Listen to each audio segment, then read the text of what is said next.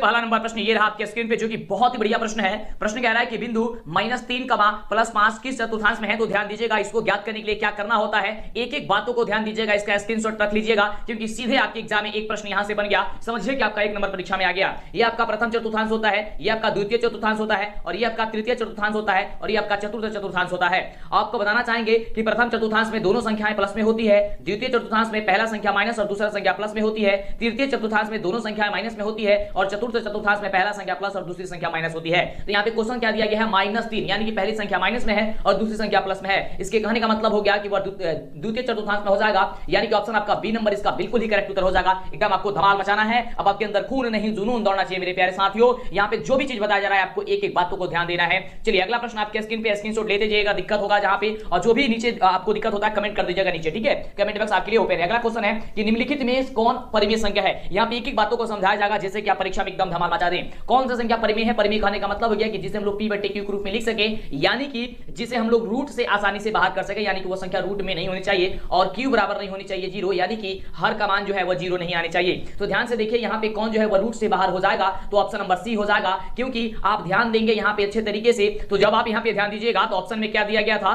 कि 2 रूट का 3 दिया गया है, तो √3 से √3 कट जाएगा, केवल बचेगा आपका 2, यानी कि 2 आपका क्या हो जाएगा, परिमेय संख्या हो जाएगा बाबू, यानी कि ऑप्शन आपका सी नंबर जो होगा बिल्कुल ही करेक्ट उत्तर हो जाएगा। चलिए बात करते हैं अगले प्रश्न की। अगला प्रश्न ये रहा आपके स्क्रीन पे, जो कि बहुत ही मजेदार प्रश्न है। प्रश्न कह रहा है कि एक द्विघात समीकरण का घात क्या होता है। एक द्विघात समीकरण का घात क्या होता है, तो आप सभी को पता है कि 2 होता है, क्योंकि ax² + bx + c के रूप में द्विघात समीकरण होता है, जिसका घात 2 होता है। घात कौन कौन सा होता है, एक अल्फा होता है, एक बीटा होता है, यानी कि ऑप्शन नंबर आपका ए जो दिया गया है आपका बिल्कुल ही राइट जवाब हो जाएगा। द्विघात समीकरण के घात कितने होते हैं, 2 होते हैं। कौन कौन होते हैं, एक अल्फा होता है, एक बीटा होता है। चलिए अगला प्रश्न आपके स्क्रीन पे ये रहा, और प्रश्न बहुत ही बढ़िया प्रश्न है। फटाफट से वीडियो को लाइक और चैनल को सब्सक्राइब कर दीजिए। समझ में आ रहा है तो आपकी परीक्षा में कुछ ही पल बाकी है, ऐसे में आपको एकदम धमाल मचाना है परीक्षा में जाकर के। प्रश्न कह रहा है कि sin² 45 डिग्री प्लस का cos² 45 डिग्री का जो वैल्यू होता है, वो वैल्यू कितना होता है, मान कितना होता है, आपको ये बताना है। तो इसको तो सॉल्व करना होगा आपको। तो ध्यान दीजिए, सबसे पहले आप पता कीजिए ये चीज कि sin 45 डिग्री का वैल्यू कितना होता है, क्योंकि यहाँ पे पूछ रहा है कि sin² 45 डिग्री प्लस का cos² 45 डिग्री, यानी कि इन दोनों वैल्यू को जब जोड़ देंगे तो हम लोग का मान आसानी से निकल करके चला आएगा। तो आप सभी को याद होगा, आप सभी को याद क्या होगा कि sin 45 डिग्री का वैल्यू होता है 1/√2 और cos 45 का भी वैल्यू होता है 1/√2, लेकिन इन दोनों में स्क्वायर है, तो इसका भी हम लोग क्या करेंगे, तो स्क्वायर कर देंगे। ये स्क्वायर इसका भी कर देते हैं, तो 1/√2 का जब स्क्वायर करेंगे तो ये बचेगा 1/2, और ये भी करेंगे तो बचेगा क्या चीज, 1/2। जब इसका हम लोग एलसीएम करेंगे तो इसका क्या होगा, यहाँ पे होगा 2, इसका एलसीएम 2 होगा, और इसको हम क्या करेंगे 1 + 1 होगा यहाँ पे ऊपर, क्योंकि 2 से 2 भाग लग जाएगा तो बचेगा 1, फिर 2 से 2 भाग लग जाएगा बचेगा 1, यानी कि 1 1 कितना हो गया, 2 हो गया, 2/2 कट के कितना आएगा, 1 आएगा। तो 1 देखिए कहां पे है, ऑप्शन नंबर बी में है। ऑप्शन नंबर बी क्या होगा, आपका बिल्कुल ही करेक्ट उत्तर हो जाएगा। इसी प्रकार से आपकी परीक्षा में एकदम धमाल मचाना है। चलिए अगला प्रश्न देखिए, अगला प्रश्न क्या है आपके स्क्रीन पे, ये देखिए, ये तो बहुत ही शानदार प्रश्न है बाबू कि परियक्ता का अधिकतम मान कितना होता है। वाह, बढ़िया प्रश्न आपके स्क्रीन पे आ चुका है। देखते हैं, सबसे पहले आप जवाब दीजिए, फटाफट से कमेंट कर दीजिए। बिल्कुल आप सभी जानते हैं कि परियक्ता का अधिकतम जो वैल्यू होता है वह 1 होता है, यानी कि 0 से लेकर के 1 के बीच में होता है, ये आप सभी जानते हैं। तो अधिकतम मान कितना हो जाएगा, 1 हो जाएगा। चलिए अगले प्रश्न की बात करते हैं। तो अगला प्रश्न आपके स्क्रीन पे ये रहा। ये तो देखिए, ये प्रश्न तो हमेशा इंपोर्टेंट ही रहता है, कहीं ना कहीं तो दे ही दिया जाता है, तो हमने भी सोचा क्यों नहीं बाबू आप लोग को बता दें। तो कह रहा है कि पाई है। पाई क्या है, पाई आपका एक अपरिमेय संख्या है। क्या है, पाई एक अपरिमेय संख्या है, यानी कि ऑप्शन आपका जो सी नंबर दिया गया है, ये सी नंबर आपका बिल्कुल ही बिल्कुल करेक्ट उत्तर हो जाएगा। अगला प्रश्न आपके स्क्रीन पे, इंग्लिश मीडियम वाले बच्चे यहाँ पे स्क्रीन पे देख सकते हैं, इंग्लिश में भी क्वेश्चन दिया गया है। क्वेश्चन कह रहा है कि बहुपद x² + 2x + 1 का एक शून्यक कौन होगा। यहां से शून्यक आपको ज्ञात करनी है, तो फटाफट से इसका शून्यक आप ज्ञात कर सकते हैं। जैसे यहाँ पे दिया गया है x² + 2x + 1 बराबर हम लोग यहाँ पे 0 कर लेंगे। उसके बाद से x² प्लस यहाँ पे देखिए 1 और x² पहला पद में गुणा किया जाता है तीसरे पद से, और जो वैल्यू होता है उसको इस प्रकार से तोड़ा जाता है ताकि वो बीच वाले वैल्यू के बराबर हो जाए। जैसे कि x² में 1 से गुणा करेंगे तो हो जाएगा आपका x², और x² को इतने अच्छे भागों में बांटना है, इतने अच्छे तरीके से तोड़ना है ताकि वह 2x के रूप में आ जाए। तो अगर हम ध्यान दीजिएगा, अगर यहाँ पे हम लोग x + x कर देते हैं तो ये 2x हो जाएगा, और x में x से गुणा करेंगे तो 1x² हो जाएगा। ये आप याद रखिएगा, x से गुणा करेंगे तो x² कहिए तो, चाहे 1 × x² कहिए तो बात तो एक ही आएगा क्योंकि एक्स स्क्वायर ही आ जाएगा, क्योंकि एक से गुणा करेंगे तो बात वही है, यानी कि x square plus x plus 1 बराबर हो जाएगा यहाँ पे क्या चीज 0। अब यहां से हम कमन लेंगे, इन दोनों में से एक कमन, इन दोनों में से एक कमन, एक्स स्क्वायर प्लस एक्स में से कमन लेंगे एक्स, तो एक्स प्लस बचेगा 1 और फिर प्लस, और यहां से अब क्या करेंगे हम लोग, देखिए ध्यान से, एक्स प्लस 1 में से क्या कमन लेंगे 1 कमन लेंगे, तो बचेगा क्या चीज एक्स प्लस 1 बराबर क्या हो जाएगा 0। अब देखिए ध्यान से, ये वाला पद एक हो गया, यानी कि एक्स प्लस 1 एक हो गया, और फिर ये एक्स प्लस 1 एक हो गया, यानी कि दोनों ये आपका बराबर हो गया। तो जब एक्स प्लस 1 बराबर 0 होगा तो एक्स का वैल्यू कितना होगा, तो कहेंगे कि सर माइनस का 1 होगा, तो हम भी कहेंगे कि माइनस का 1 होगा, तो ऑप्शन आपका बी नंबर होगा। तो आपका फटाफट से टिक आपको कर देना है और आपका राइट जवाब ये निकल करके चला आएगा। एकदम फटाफट से जल्दी से चैनल को सब्सक्राइब कीजिए और हमारा ऐप इंस्टॉल कर लीजिए, डीएलएस एजुकेशन ऑफिशियल, लिंक भी आपको डिस्क्रिप्शन में दिया गया होगा, आप फटाफट से करेंगे या फिर प्ले स्टोर पे सर्च करेंगे डीएलएस एजुकेशन। अगला क्वेश्चन आपके स्क्रीन पे है कि एक वृत्त पर कितनी स्पर्श रेखाएं खींची जा सकती है। ये तो बहुत ही बढ़िया प्रश्न है कि एक वृत्त पर कितनी स्पर्श रेखाएं खींची जा सकती है। तो सपोज मान लीजिए ये आपका वृत्त हो गया और इस पे आप स्पर्श रेखा खींचिए, तो इस पे स्पर्श रेखा जब आप खींचेंगे, ये अच्छे से खींचिएगा, ये थोड़ा सा खींच लेते इधर उधर है ना, इसमें मतलब वो अंदर चला जाना, अंदर नहीं जाना चाहिए। स्पर्श का मतलब ये छू के जाए, तो जब छू के जाएगा तो अनगिनत हो जाएगा ना, जहां से मन करे वहां से आप खींच लीजिएगा बिल्कुल, तो ये क्या हो जाएगा आपका अनगिनत हो जाएगा, यानी कि ऑप्शन आपका जो सी नंबर होगा, ये सी नंबर आपका बिल्कुल ही करेक्ट उत्तर हो जाएगा। अगला प्रश्न देख सकते हैं, अगला प्रश्न आपके स्क्रीन पे है जो कि बहुत बढ़िया प्रश्न है, और प्रश्न कह रहा है कि आंकड़ा 24, 15, 22, 13, 9, 10 तथा 30 का परिसर क्या होगा। यहां पे आंकड़ा दिया गया है और इसका परिसर बताना है। परिसर का मतलब क्या होता है कि अधिकतम मान माइनस न्यूनतम मान। तो सबसे ज्यादा देखिए यहाँ पे सबसे ज्यादा वैल्यू क्या है, तो कहेंगे कि सर सबसे ज्यादा वैल्यू तो 30 है, और सबसे कम वैल्यू कौन है, तो सबसे कम वैल्यू ध्यान दीजिएगा तो यहाँ पे 9 है। अब 30 में से 9 घटिएगा सर, कहिएगा कितना आएगा, तो कहिएगा कि सर 21 आएगा, हम भी कहेंगे बिल्कुल 21 आएगा, यानी कि इसका भी आंसर आपका बी नंबर जो होगा वो बिल्कुल ही करेक्ट उत्तर हो जाएगा, और आपको इस तरीके से परीक्षा में मचाना है धमाल। अगला देखिए क्वेश्चन, अगला प्रश्न देखिए बहुत ही शानदार प्रश्न है। प्रश्न कह रहा है कि sin 90 माइनस थीटा बराबर किसका होता है, मतलब sin 90 माइनस थीटा किसके बराबर होता है। तो देखिए sin 90 माइनस थीटा आप सभी को याद होगा कि cos थीटा होता है। sin 90 माइनस थीटा किसके बराबर होता है, तो cos थीटा के बराबर होता है। cos थीटा कहां पे दिया गया है, ऑप्शन नंबर सी में दिया गया है, तो बिल्कुल आपका ऑप्शन नंबर सी इसका बिल्कुल ही करेक्ट उत्तर हो जाएगा। Very good. अगला क्वेश्चन आपके स्क्रीन पे ये रहा, कह रहा है क्वेश्चन कि किसी घटना ई के लिए P into E plus P into not E बराबर क्या होता है, आपको ये बताना है।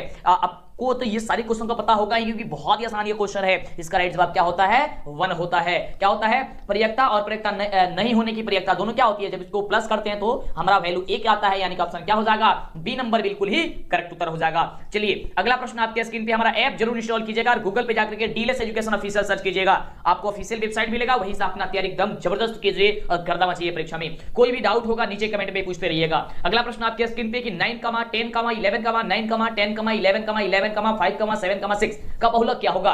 ठीक है, बहुलक आपको बताना है, यहाँ पे मोड बताना है कि मोड क्या होगा, द मोड ऑफ 9, 10, 11, 9, 10, 11, 11, 5, 7, 6 इज क्या होगा, यानी कि यहाँ पे सबसे ज्यादा कौन सी संख्या आई है आपको ये बताना है। बहुलक का मतलब यही होता है कि जो सबसे ज्यादा बार आया हो, तो सबसे ज्यादा बार कौन आया है, तो कहिएगा कि सर सबसे ज्यादा बार यहाँ पे 11 दिखाई दे रहा है, हम भी कहेंगे बिल्कुल आपको 11 दिखाई दे रहा है, तो आपका बिल्कुल सही उत्तर हो जाएगा 11, यानी कि ऑप्शन आपका सी नंबर बिल्कुल ही करेक्ट उत्तर हो जाएगा। अगले प्रश्न की बात करते हैं। अगला प्रश्न आपके स्क्रीन पे ये रहा, जो कि बहुत बढ़िया प्रश्न है, और प्रश्न कह रहा है कि निम्नलिखित में कौन बहुपद नहीं है। यहां से आपको यह बताना है कि बहुपद नहीं है, बहुपद नहीं है आपको यह बताना है। तो ध्यान देंगे, यहां पे 4 ऑप्शन जो आपको दिया गया है, इसमें से आपका जो ऑप्शन दिया गया है ऑप्शन सी नंबर, ये आपका बहुपद कदापि नहीं होगा, क्योंकि यहां पे दिया गया है 3x का पावर 5 प्लस x का पावर 1/2 प्लस 3। यहां पे 1/2 वगैरह वाला बहुपद तो होता ही नहीं है, x का पावर 5 होता ही नहीं है, तो क्या ऑप्शन क्या हो जाएगा, सी हो जाएगा, यानी कि ये आपका बहुपद होगा ही नहीं होगा। ठीक है, ये आपका बहुपद नहीं होगा। अगला देखिए, अगला नंबर प्रश्न देखिए, बहुत बढ़िया प्रश्न है कि साइन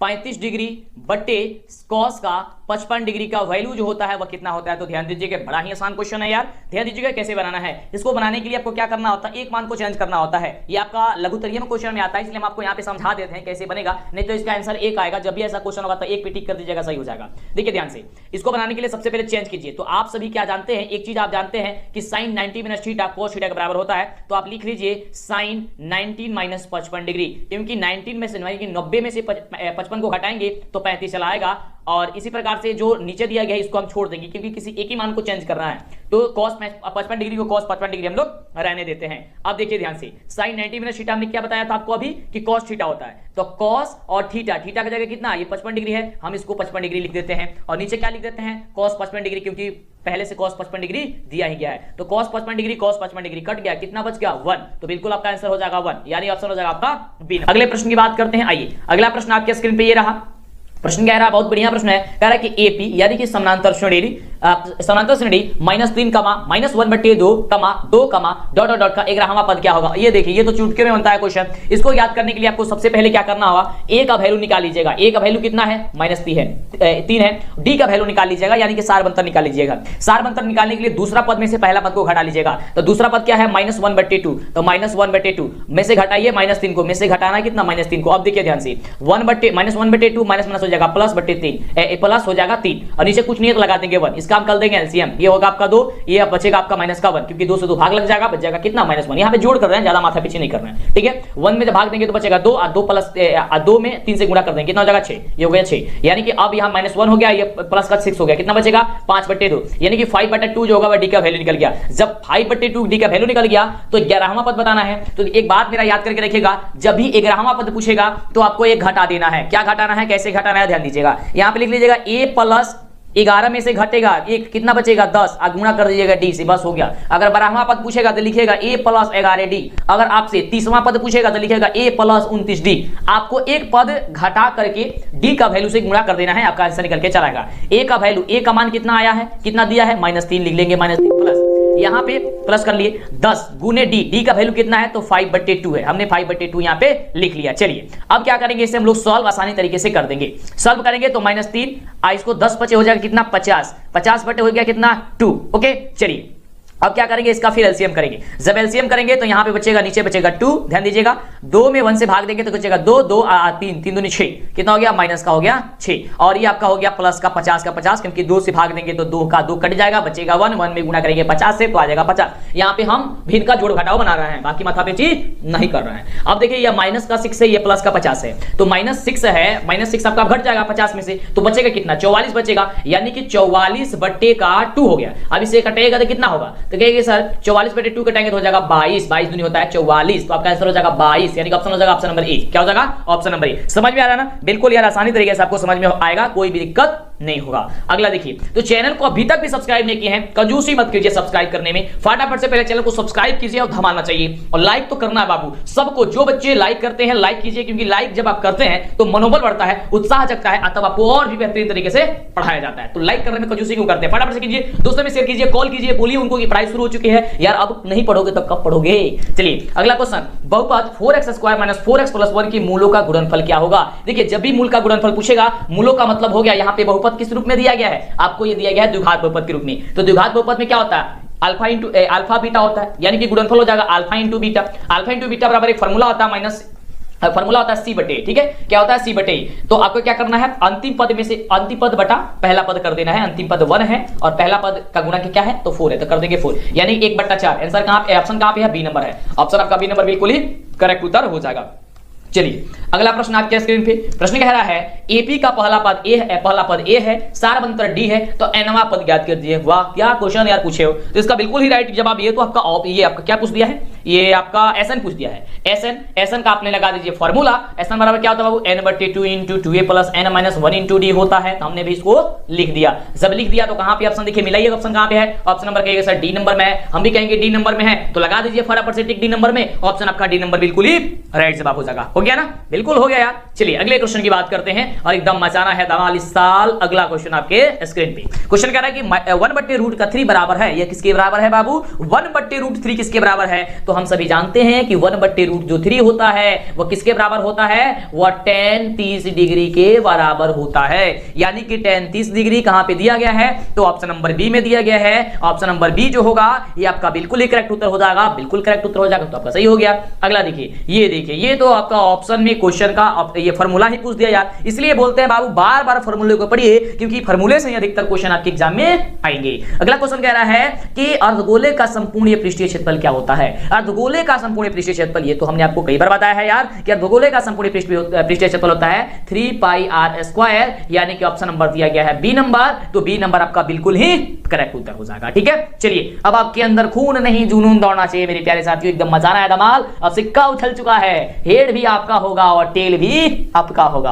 अगला क्वेश्चन कि यदि √2 cos θ बराबर 1 दिया गया हो तो थीटा का वैल्यू क्या होगा, तो ध्यान दीजिएगा यहाँ पे दिया गया है 2 cos क्या दिया है, θ बराबर 1, यानी कि हम सभी कहेंगे कि cos थीटा बराबर क्या हो जाएगा, तो 1/√2। तो ये आप बताइए कि cos में किसका वैल्यू 1/√2 होता है, तो कहेगा कि सर cos में cos जो है 45 डिग्री का वैल्यू 1/√2 होता है, तो यहां से cos कट गया, थीटा बराबर बचा 45 डिग्री, तो थीटा बराबर 45, तो आपका आंसर हो जाएगा 45, यानी ऑप्शन हो जाएगा बी, इसका हो जाएगा बिल्कुल ही करेक्ट उत्तर। समझ में आ रहा है ना, बिल्कुल यार समझ में आएगा और मजा भी आएगा, एकदम लाजवाब धमाल कमाल का। अगला क्वेश्चन आपके स्क्रीन पे ये रहा और प्रश्न कह रहा है, तो क्या कह रहा है कि यदि अल्फा बीटा द्विघात बहुपद f इंटू एक्स बराबर दिया गया है, क्या चीज दिया गया है, तो x square minus 3x plus 5 के मूल्य हो तो 1/अल्फा प्लस 1/बीटा का मान क्या होगा। इसको ज्ञात करने के लिए कुछ नहीं करना है, सबसे पहले यहां पे अल्फा प्लस बीटा का वैल्यू लिख लेना है,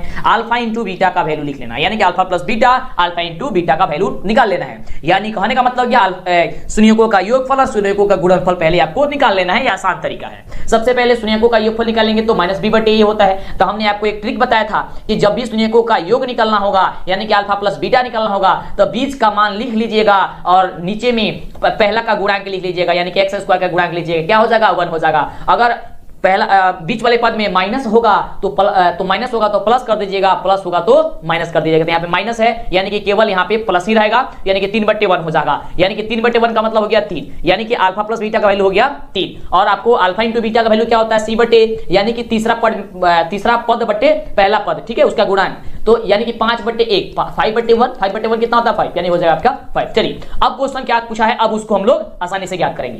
कह रहे हैं कि 1/अल्फा प्लस 1/बीटा का वैल्यू क्या होगा। तो ध्यान दीजिए, अल्फा प्लस बीटा, अल्फा 1/अल्फा प्लस 1/बीटा, यहां इसका हम करेंगे सबसे पहले एलसीएम। जब एलसीएम करेंगे तो क्या हो जाएगा, अल्फा बीटा, अल्फा से अल्फा कट जाएगा, बचेगा ऊपर बीटा, बीटा से बीटा कट जाएगा, बचेगा ऊपर अल्फा। अब अल्फा चाहे बीटा कहिए चाहे बीटा प्लस अल्फा कहिए, बात एक ही है, बीटा प्लस अल्फा चाहे अल्फा प्लस बीटा, एक ही बात है ना, जोड़ना है। 2 + 4 कहिए, अच्छा 4 + 2 कहिए, तो बात एक ही आएगा ना, 6 आएगा आंसर ना, बिल्कुल 6 आएगा। तो अल्फा प्लस बीटा वैल्यू क्या निकला था, 3 निकला था, यानी कि 3/, अल्फा इंटू बीटा कितना निकला था 5 निकला था, हो गया 5, यानी कि 3/5, यानी कि 3/5 कितना हो गया 3/5, कितना हो गया, ऑप्शन नंबर आपका सी क्या हो जाएगा, बिल्कुल आपका राइट जवाब, बिल्कुल ऑप्शन नंबर सी आपका बिल्कुल ही राइट जवाब हो गया। अभी तक जो बच्चे वीडियो को लाइक और चैनल को सब्सक्राइब किया, जल्दी से कीजिए, हमारा ऐप इंस्टॉल कीजिए, डीएलएस एजुकेशन के नाम से है, आप सर्च कीजिए डीएलएस एजुकेशन, नीचे डिस्क्रिप्शन में आपको लिंक भी दिया गया है और हमारे वेबसाइट पे आप जरूर विजिट कीजिएगा। अगला क्वेश्चन है कि यदि द्विघात समीकरण ax² + bx + c = 0 के दोनों मूल बराबर हो तो द्विघात समीकरण का विभेद कर क्या होगा। कह रहा है कि दोनों मूल बराबर होगा तब, यानी कि यहां पे क्वेश्चन पूछ रहा है डी क्या होगा अगर दोनों मूल बराबर होता है तो आप याद करके रखिएगा कि तब वह डी बराबर होता है 0। क्या होता है, डी बराबर हो जाएगा 0, यानी ऑप्शन हो जाएगा आपका ए नंबर, क्या हो जाएगा ए नंबर, बिल्कुल ही राइट जवाब हो जाएगा। अगला देखिए, अगला प्रश्न कह रहा है कि कार्तीय तल में स्थित किसी बिंदु 3, -4 के कोटि का मान क्या होगा। अब एक ध्यान दीजिएगा, जब भी आपसे भुज या कोटि पूछेगा तो पहला मान को कहते हैं भुज, दूसरे मान को कहते हैं कोटि। यहां पे पूछा क्या है, कोटि, आंसर क्या हो जाएगा -4। कहां पे ऑप्शन है, ऑप्शन नंबर ए, क्या हो जाएगा ऑप्शन नंबर ए आपका बिल्कुल ही करेक्ट उत्तर। समझ में आ रहा है, बिल्कुल यार समझ में कहीं नहीं आएगा। अगला क्वेश्चन ये देखिए, ये कह रहा है क्वेश्चन, यदि किसी घनाभ की लंबाई l, चौड़ाई b, ऊंचाई h हो तो घनाभ का आयतन क्या होता है। ये देखो, ये तो आपका फॉर्मूला ही पूछ दिया यार, बड़ा घुमा घुमा के पूछता है कभी कभी, तो हो जाएगा LBH, ठीक है, LBH। कर्सिव में लिखा गया क्या जी, हमको कर्सिव लिखने नहीं आता है, ठीक है, कुछ किसी बच्चे को आता होगा, हमें सिखाएगा जरूर, है ना। चलिए, तो क्या हो जाएगा, ऑप्शन नंबर हो जाएगा बी नंबर। अगला देखिए, अगला क्वेश्चन कह रहा है कि त्रिभुज एबीसी एक समकोण त्रिभुज है। कैसा त्रिभुज है, एबीसी एक समकोण त्रिभुज है। इस प्रकार से ये त्रिभुज आपका बन गया, ये हो गया ए, ये हो गया बी, ये हो गया आपका सी। समझ में आ रहा है ना, बिल्कुल समझ में आ रहा है। चलिए अब बात करते हैं हम लोग यहां से आगे कह रहा है कि ध्यान दीजिएगा, ये हट जाओ तुम। चलिए उसके बाद कह रहा है, तुम कैसे आ जाएगा। चलिए उसके बाद कह रहा है कि कोण बी बराबर 90 डिग्री है, यानी कि ये आपका 90 डिग्री है। उसके बाद कह रहा है कि कोण ए बराबर 40 डिग्री है, कोण ये 40 डिग्री, कितना डिग्री है बाबू, 40 डिग्री है। कह रहा है कि कोण सी बता दीजिए, यानी ई वाला वैल्यू बता दीजिए। तो हम सभी जानते हैं कि समकोण त्रिभुज के तीनों कोणों का योगफल कितना होता है, 180 डिग्री होता है, बिल्कुल। तो यानी कि कोण ए प्लस कोण बी प्लस कोण सी बराबर 180 डिग्री, ठीक है। तो कोण ए का वैल्यू कितना है, तो 40 डिग्री दिया है। कोण बी का वैल्यू कितना है, तो 90 डिग्री दिया गया है। और कोण सी का वैल्यू पूछ ही रहा है, तो बराबर हो जाएगा हम लोग का 180 डिग्री। अब 90 को 40 को 130 को, बिल्कुल। चलिए 130 कोण सी बराबर हो जाएगा 180 डिग्री। अब कोण सी बराबर क्या होगा, पक्षांतरित कर देंगे तो 180 - 130 बचेगा क्या, 180 में से 130 घड़ी कितना 50। ऑप्शन क्या हो जाएगा 50। कहां है 50, कहां गया जी, ऑप्शन नंबर डी में है। क्या हो जाएगा डी नंबर, बिल्कुल ही करेक्ट उत्तर। चलिए अगला क्वेश्चन आपके स्क्रीन पे है। प्रश्न कह रहा है कि tan 25 degree into tan 20 degree into tan 65 degree into tan 70 degree, यानी कि tan 25 degree, tan 20 degree, tan 65 degree और tan 70 डिग्री का वैल्यू क्या होगा। तो अगर सीधी सीधी से जवाब दें हम तो आपको क्या करना है, इसका जवाब तो वैसे में आपका हो जाएगा क्या चीज, कहेगा कि सर एक होता है, आपने तो कई बार बताया, बिल्कुल ऐसे में इसका सीधा सीधा जवाब दे तो एक होगा। तो इस तरीके के क्वेश्चन में तो आपको किसी तरह की माथापेची नहीं करनी है, आपका बिल्कुल आपका राइट जवाब आपका ऑप्शन बी हो जाएगा, एक आता है आंसर हमेशा के लिए। चलिए आपको दो मान को चेंज करके लाना होता है tan 90 minus थीटा से, तो आप ला सकते हैं इस तरीके से, वो जानते हैं। अगला क्वेश्चन देखिए, अगला क्वेश्चन कह रहा है कि त्रिभुज एबीसी तथा त्रिभुज PQR में दिया गया है कि AB बट्टे PQ बराबर BC बट्टे RP, तो क्या होगा। तो क्या होगा, यहाँ पे पहले त्रिभुज बना लेते हैं, ठीक है। कह रहा है यहाँ पे त्रिभुज दोगे दिया गया है, यहाँ पे ये सबकोण त्रिभुज क्यों बन रहा है हो जी, यहाँ पे कोई त्रिभुज दिया गया है तो आप यही त्रिभुज बनो। चलिए एक त्रिभुज हो गया ABC, दूसरा त्रिभुज हो गया आपका यहाँ पे क्या चीज हो गया, PQ और R। कह रहा है कि AB बट्टे PQ है, AB यानी कि इसके बट्टे PQ है, यानी कि AB बट्टे है क्या चीज, कहां गया जी, PQ। चलिए उसके बाद से कह रहा है कि BC यानी कि इसके बट्टे कितना है, PR है। अच्छा ये है, इसके बदले है P और R है, BC बट्टे PR है जी, BC बट्टे कितना है, P और R है, ठीक है। हमने यहाँ पे इसको भी लिख लिया। कह रहा है कि तब क्या होगा, यानी कि कौन सा कोण आपको आपस में बराबर होगा, ये आपको बताना है। तो यार तो सिंपल है यार, कि कोण जो आपका यहाँ पे कोण B जो होगा, यानी कि ये जो कोण होगा वह कोण P के बराबर हो जाएगा, ये कोण के बराबर हो जाएगा, ठीक है। किसके कोण के बराबर हो जाएगा, कोण B जो होगा अब इस कोण के बराबर हो जाएगा। ऑप्शन क्या हो जाएगा, डी नंबर आपका बिल्कुल ही राइट जवाब हो जाएगा, ठीक है। क्या हो जाएगा, डी नंबर बिल्कुल ही राइट जवाब हो जाएगा। अगला देखिए, अगला क्वेश्चन बड़ा ही सिंपल क्वेश्चन है और यह क्वेश्चन हमेशा आपके एग्जाम में रहता है। अब जब आप क्वेश्चन एग्जाम देने जाइएगा ना, तो अगर सेट आपका ए नंबर मिलेगा, सेट मिलता है सेट ABC करके, तो अगर सेट आपका ए रहेगा ना तो पहला या दूसरा तीसरा क्वेश्चन तो यही रहेगा कि निम्नलिखित में से कौन अभाज्य संख्या है। अभाज्य संख्या का मतलब यह होता है कि कौन ऐसी संख्या है जो दो संख्या मतलब कि दो से ज्यादा संख्या से विभाज्य न हो, यानी कि न कटे, उसका गुणखंड न निकले। तो देखिए तो ध्यान से, तो कहेंगे सर 11 है, क्योंकि 11 का अगर हम लोग गुणखंड करते हैं या विभाज्य करते हैं 1 से और 11 से कटेगा, इसके अलावा किसी दुनिया के कोई ऐसा संख्या नहीं है जिससे कटेगा 1, ठीक है। यानी कि कौन हो जाएगा, आपका ऑप्शन हो जाएगा सी नंबर, बिल्कुल ही राइट जवाब। अगला देखिए, अगला क्वेश्चन क्या कह रहा है। अगला नंबर प्रश्न देखिए, बहुत बढ़िया प्रश्न है और यह प्रश्न आपके एग्जाम में लघुतरीय दीर्घोत्तरीय क्वेश्चन में पूछा जाता है, सिद्ध करने के लिए पूछा जाता है 5 नंबर में। इसको हम बता देते हैं, ध्यान दीजिएगा, काफी आसान है। क्वेश्चन कह रहा है कि 1 प्लस cot स्क्वायर थीटा बटा 1 प्लस tan स्क्वायर थीटा का थीटा जो होता है वो किसके बराबर होता है, ठीक है। वैसे आपको बताना चाहेंगे इसका राइट जवाब होगा ऑप्शन नंबर डी कि cot स्क्वायर थीटा के बराबर होता है, लेकिन कैसे होता है उसे ध्यान दीजिएगा। यहाँ पे दिया गया है cot स्क्वायर थीटा बटे नीचे दिया गया है 1 प्लस tan स्क्वायर थीटा, ठीक है। अब देखिए इसे सॉल्व कीजिए। अब इसे जब सॉल्व कीजिएगा तो 1 को 1 रहने दीजिए। cot स्क्वायर थीटा आप लोग किसके बराबर जानते हैं, आप जानते हैं कि cos स्क्वायर थीटा बटे होता है sin स्क्वायर थीटा, ठीक है, बटा नीचे। अब 1 को 1 प्लस तो प्लस tan स्क्वायर थीटा किसके बराबर जानते हैं, तो कहते हैं सर sin स्क्वायर थीटा अब प्लस होता है cos स्क्वायर का थीटा बटे नीचे कुछ नहीं तो 1 लगा देते हैं, यहाँ पे भी 1 बना देते हैं, ठीक है। अब इसको भिन्न का जोड़ करेंगे दोनों का, ये ऊपर वाले का भी नीचे वाले का भी, तो इसका करेंगे एलसीएम हो जाएगा क्या चीज, तो sin स्क्वायर हो जाएगा थीटा। ध्यान से समझिएगा, sin स्क्वायर थीटा। अब ये sin से sin कट जाए, ये sin 1 में जब sin से गुणा करेंगे बचेगा sin स्क्वायर, यानी कि ऊपर हो जाएगा आपका 1 से गुणा कर देंगे हो जाएगा sin स्क्वायर, ठीक है। भिन्न का जोड़ कर रहे हैं, भिन्न का जोड़ पता होगा तो बन जाएगा, ठीक है। sin स्क्वायर तो sin स्क्वायर में लिख दिया। अब sin स्क्वायर से sin स्क्वायर कट जाएगा, ऊपर क्या बचेगा cos स्क्वायर हो जाएगा आपका cos स्क्वायर थीटा। अब बटी नीचे, अब इसका भी जोड़ बनाइए, तो यहाँ पे जब आप भिन्न कीजिएगा तो हो जाएगा cos स्क्वायर आपका हो जाएगा ये इसका cos स्क्वायर थीटा, ठीक है।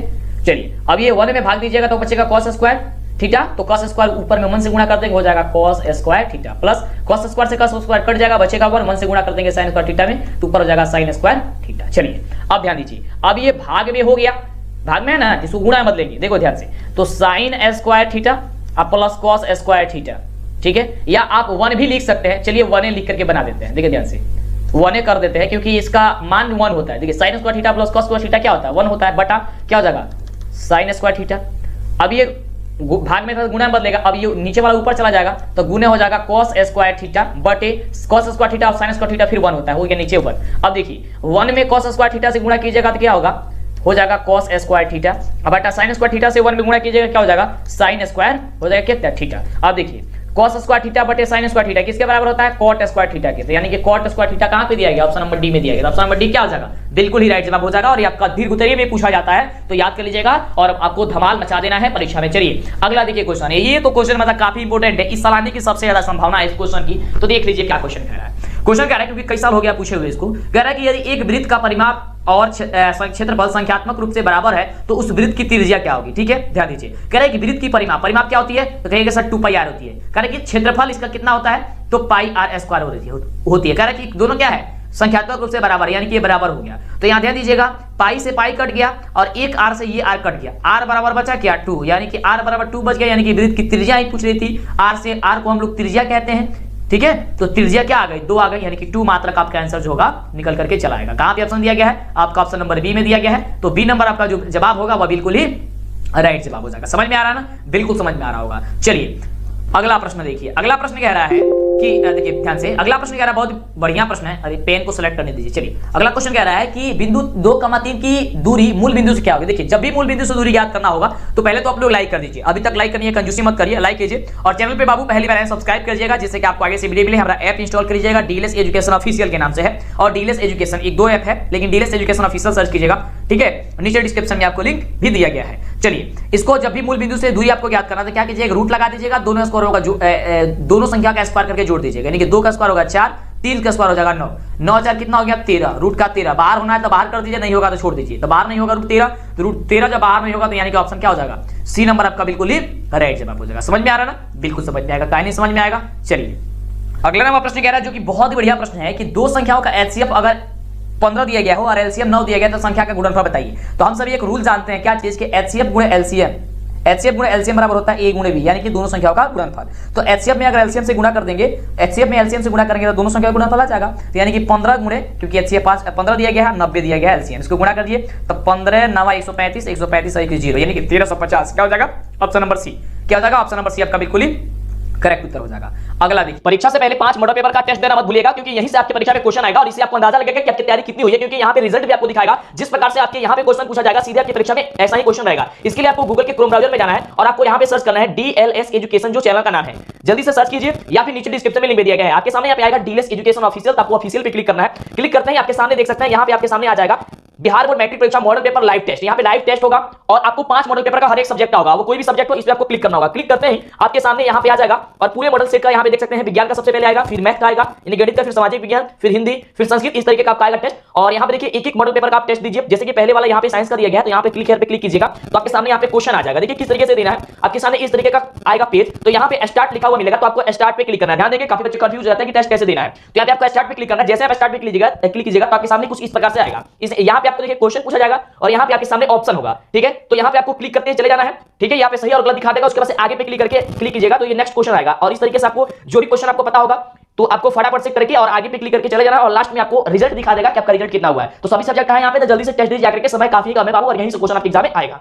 अगला प्रश्न कह रहा है कि यदि 2 थीटा बराबर दिया गया हो 60 डिग्री तो साइन थीटा का वैल्यू बताइए। तो थीटा बराबर हो जाएगा 60/2 यानी कि 30 डिग्री। तो साइन 30 का वैल्यू कितना होता है, साइन 30 का वैल्यू 1/2 होता है, बिल्कुल। तो 1/2 कहां पे दिया गया है, ऑप्शन नंबर आपका बी में दिया गया है, तो ऑप्शन नंबर आपका बी जो होगा बिल्कुल ही राइट जवाब हो जाएगा। यार फटाफट से लाइक और चैनल को सब्सक्राइब कीजिए, इतनी मजेदार तरीके से बताया जा रहा है, समझ में आ रहा होगा तो चलिए फटाफट से कीजिए, तो लाइक चैनल को सब्सक्राइब। चलिए ये चित्र देखिए, चित्र के माध्यम से बताना है। चित्र में कहा क्या रहा है कि आकृति पीए तथा पीबी दो स्पर्शरेखाएं, क्या है, ये आपका पीए है और पीबी है, दो स्पर्शरेखाएं हैं जिसमें पीए का वैल्यू 8 है, यानी कि ये 8 दिया है। तो कोण एपीबी कितना है, 60 है, ये कितना है 60 है। तो कह रहा है कि आप हमें बता दीजिए कि पीबी की स्पर्शरेखा क्या होगी, यानी कि पीबी यानी कि इसका स्पर्शरेखा आपका जो वैल्यू होगा, ये स्पर्शरेखा आपको बताना है कि इसका वैल्यू क्या होगा। तो यार ध्यान से जब आप देखिएगा तो जब आपका ये स्पर्शरेखा जो है इसकी दूरी 8 सेंटीमीटर है, ठीक है, तो ये नीचे वाले की स्पर्श दूरी और 60 डिग्री कोण पे झुका हुआ है, तो फिर इसकी भी दूरी तो वही होनी चाहिए ना, यानी कि 8 सेंटीमीटर होगा। ऑप्शन नंबर हो जाएगा ए नंबर, क्या हो जाएगा, ए नंबर आपका बिल्कुल ही राइट जवाब, ठीक है। चलिए अगला प्रश्न देखिए। अगला प्रश्न जब आप देखेंगे तो प्रश्न कहेंगे कि दो रैखिक समीकरणों के आलेख प्रतिच्छेदी रेखाएं हैं, तब रैखिक समीकरणों का हल क्या होगा। दो रैखिक समीकरण के हल कैसे है, प्रतिच्छेदी रेखा है, तब फिर क्या होगा समीकरण का हल। तो ध्यान दीजिएगा, तब समीकरण का हल होता है एक हल। कितना हल होता है, एक हल, यानी ऑप्शन हो जाएगा डी नंबर, यानी कि जहां पे काटेगा वहां पे हल निकल के चला आएगा, ऑप्शन हो जाएगा डी। अगला देखिए, अगला प्रश्न कह रहा है कि दो समान कोणिक त्रिभुजों में उसकी संगत भुजाओं का अनुपात सदैव समान रहता है, यह किसने कहा था, बताइए। तो दो समान कोणिक त्रिभुज में उनकी संगत भुजाओं का अनुपात सदैव समान रहता है, यह किसने बात कही थी, यह बात कहा था थेल्स ने। कौन कहा था, थेल्स ने कहा था, यानी कि ऑप्शन नंबर आपका जो सी नंबर दिया गया है, ये सी नंबर आपका बिल्कुल ही राइट जवाब हो जाएगा। मजा आ रहा है ना, बिल्कुल मजा आएगा, आपके अंदर खून नहीं जुनून दौड़ना चाहिए मेरे प्यारे साथियों, एकदम मजा ना आपकी बात धमाल। अगला क्वेश्चन कि चक्रीय चतुर्भुज के समूह कोणों का योगफल कितना होता है। जो चक्रीय चतुर्भुज होता है उसके समूह कोणों का योगफल कितना होता है, तो समूह यानी कि आमने सामने के आपका योगफल कितना होता है, 180 डिग्री होता है। कितना होता है, 180 डिग्री होता है, यानी कि ऑप्शन नंबर डी होगा आपका, क्या हो जाएगा, बिल्कुल ही करेक्ट उत्तर हो जाएगा। अगला देखिए, अगला नंबर प्रश्न देखिए, बहुत बढ़िया प्रश्न है। प्रश्न ध्यान से समझिएगा क्योंकि आपका यह क्वेश्चन आपके सब्जेक्टिव में भी पूछा जाएगा कि दो गोले का आयतन कितना दिया गया है, 125 अनुपात 27 दिया गया है, तो इनके पृष्ठीय क्षेत्रफल का अनुपात क्या होगा। तो ध्यान दीजिएगा यहाँ पे दिया क्या गया है, यहाँ पे दिया गया है अनुपात, ये आपका अनुपात दिया गया किसका, आयतन का, गोले का आयतन का। तो गोले का आयतन क्या होता है 4/3 पाई आर क्यूब, और नीचे हो जाएगा फिर 4/3 पाई आर क्यूब। ठीक है, ये R1 हो जाएगा, ये R2 हो जाएगा। ठीक है, बराबर दिया कितना है 125 बटे दिया गया है 27। ठीक है, अब देखिए 4/3 से 4/3 कट गया, पाई से पाई भी कट गया। ठीक है, चलिए यहाँ पे कट गया। उसके बाद देखिए यहाँ पे कह रहा है कि R1 क्यूब बटे R2 का क्यूब, यानी कि अब इसका भी हम लोग क्यूब करेंगे, यानी कि R1 का क्यूब बटे यहाँ पे R2 का, एक R1 एक R2 मान लिए हैं। ठीक है, अब दिया गया है यहाँ पे, तो यहाँ पे अगर हम 5 का क्यूब रखते हैं और यहाँ पे 3 का क्यूब रखते हैं, ठीक है, क्यूब रखते हैं, तो हम लोग 5 में 3 बार गुणा करेंगे तो 125 हो जाएगा, और 3 में 3 बार गुणा करेंगे तो कितना हो जाएगा, हम लोग का आपका हो जाएगा कितना, ये आपका 27 हो जाएगा। अब ये क्यूब से क्यूब कट जाएगा, यहाँ पे क्यूब से क्यूब आपका कट गया, तो R1 बराबर हो गया 5 और R2 बराबर हो गया यहाँ पे 3। अब देखिए R1 और R2 आपका निकल के चला आएगा।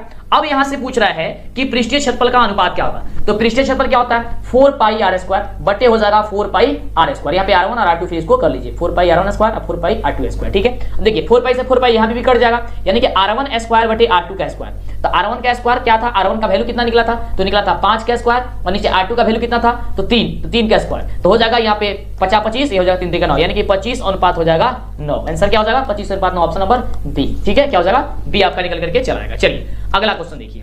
अगला देखिए बहुत ही बढ़िया प्रश्न है। प्रश्न कह रहा है कि यदि cos थीटा बराबर x दिया हो तो sec थीटा का वैल्यू क्या होता है। तो cos थीटा बराबर जब x दिया गया होगा तो sec जो थीटा होगा वो बराबर हो जाएगा 1/x के, यानी कि ऑप्शन नंबर जो डी दिया गया है ये डी नंबर आपका बिल्कुल ही करेक्ट उत्तर होगा। चलिए अगला प्रश्न है आपके स्क्रीन पे, और प्रश्न कह रहा है कि यदि त्रिभुज एबीसी के शीर्ष का निर्देशांक 2,4 है, बी बराबर 0,6 है और सी बराबर 4,-1 है, तो त्रिभुज एबीसी के केंद्र का निर्देशांक यानी कि जी का निर्देशांक बताना है। तो क्या करना है, आप सबका पहला जोड़ करके 3 से भाग दीजिए, तो 2 आप प्लस में 0 यानी कि 2 ही होगा, और 4 कितना होगा 6/3 कितना हो गया आपका 2। उसी प्रकार से 4 प्लस 6 10, और 10 में से -1 घट जाए कितना होगा 9/3 कितना हो गया, यहाँ पे 9/3 कितना हो गया 3, यानी कि 2,3 आंसर आपका हो गया। कहां पे दिया गया, ऑप्शन नंबर बी में दिया गया। क्या हो जाएगा आपका बी नंबर आंसर बिल्कुल ही करेक्ट हो जाएगा। चलिए अगला देखिए प्रश्न। अगला नंबर प्रश्न देखिए बहुत बढ़िया प्रश्न है, और यह प्रश्न आपके सब्जेक्टिव में पूछा जाता है कि n पदों वाले AP का योग अगर n स्क्वायर प्लस 2n+1 है तो इसका छठा पद बताइए। ध्यान दीजिएगा कैसे बनेगा। सबसे पहले यहाँ पे हम लोग S1 निकालेंगे, यानी कि n की जगह 1 रखेंगे। n की जगह जब 1 रखेंगे हम लोग तो 1 का स्क्वायर प्लस 2 × 1 + 1 कितना हो जाएगा, 1 का स्क्वायर होगा 1 और 2 में गुणा करेंगे 1 से हो जाएगा आपका 2 और फिर 1, यानी कि 1 और 2 और 1 3 कितना हो जाएगा 1 और 2 3 3 1 हो जाएगा 4 हो जाएगा, है ना। यानी कि S1 का जगह हो जाएगा 4 और S1 को हम लोग कहते हैं A1। ठीक है, अब चलिए S2 निकालेंगे। S2 यानी कि n की जगह 2 रखेंगे, 2 रखेंगे तो 2 का स्क्वायर कितना हो जाएगा, यहाँ पे 2 का स्क्वायर करेंगे और प्लस फिर 2 × 2 करेंगे प्लस 1 करेंगे तो हो जाएगा 2 3 4 और 2 3 4 9 8 8 1 9, यानी ये हो गया आपका S2 बराबर होता है A1 + A2। ठीक है, तो S2 का जगह निकला हम लोग का 9 बराबर हो जाएगा A1 का वैल्यू कितना है जी 4 प्लस हो गया A2 हो गया।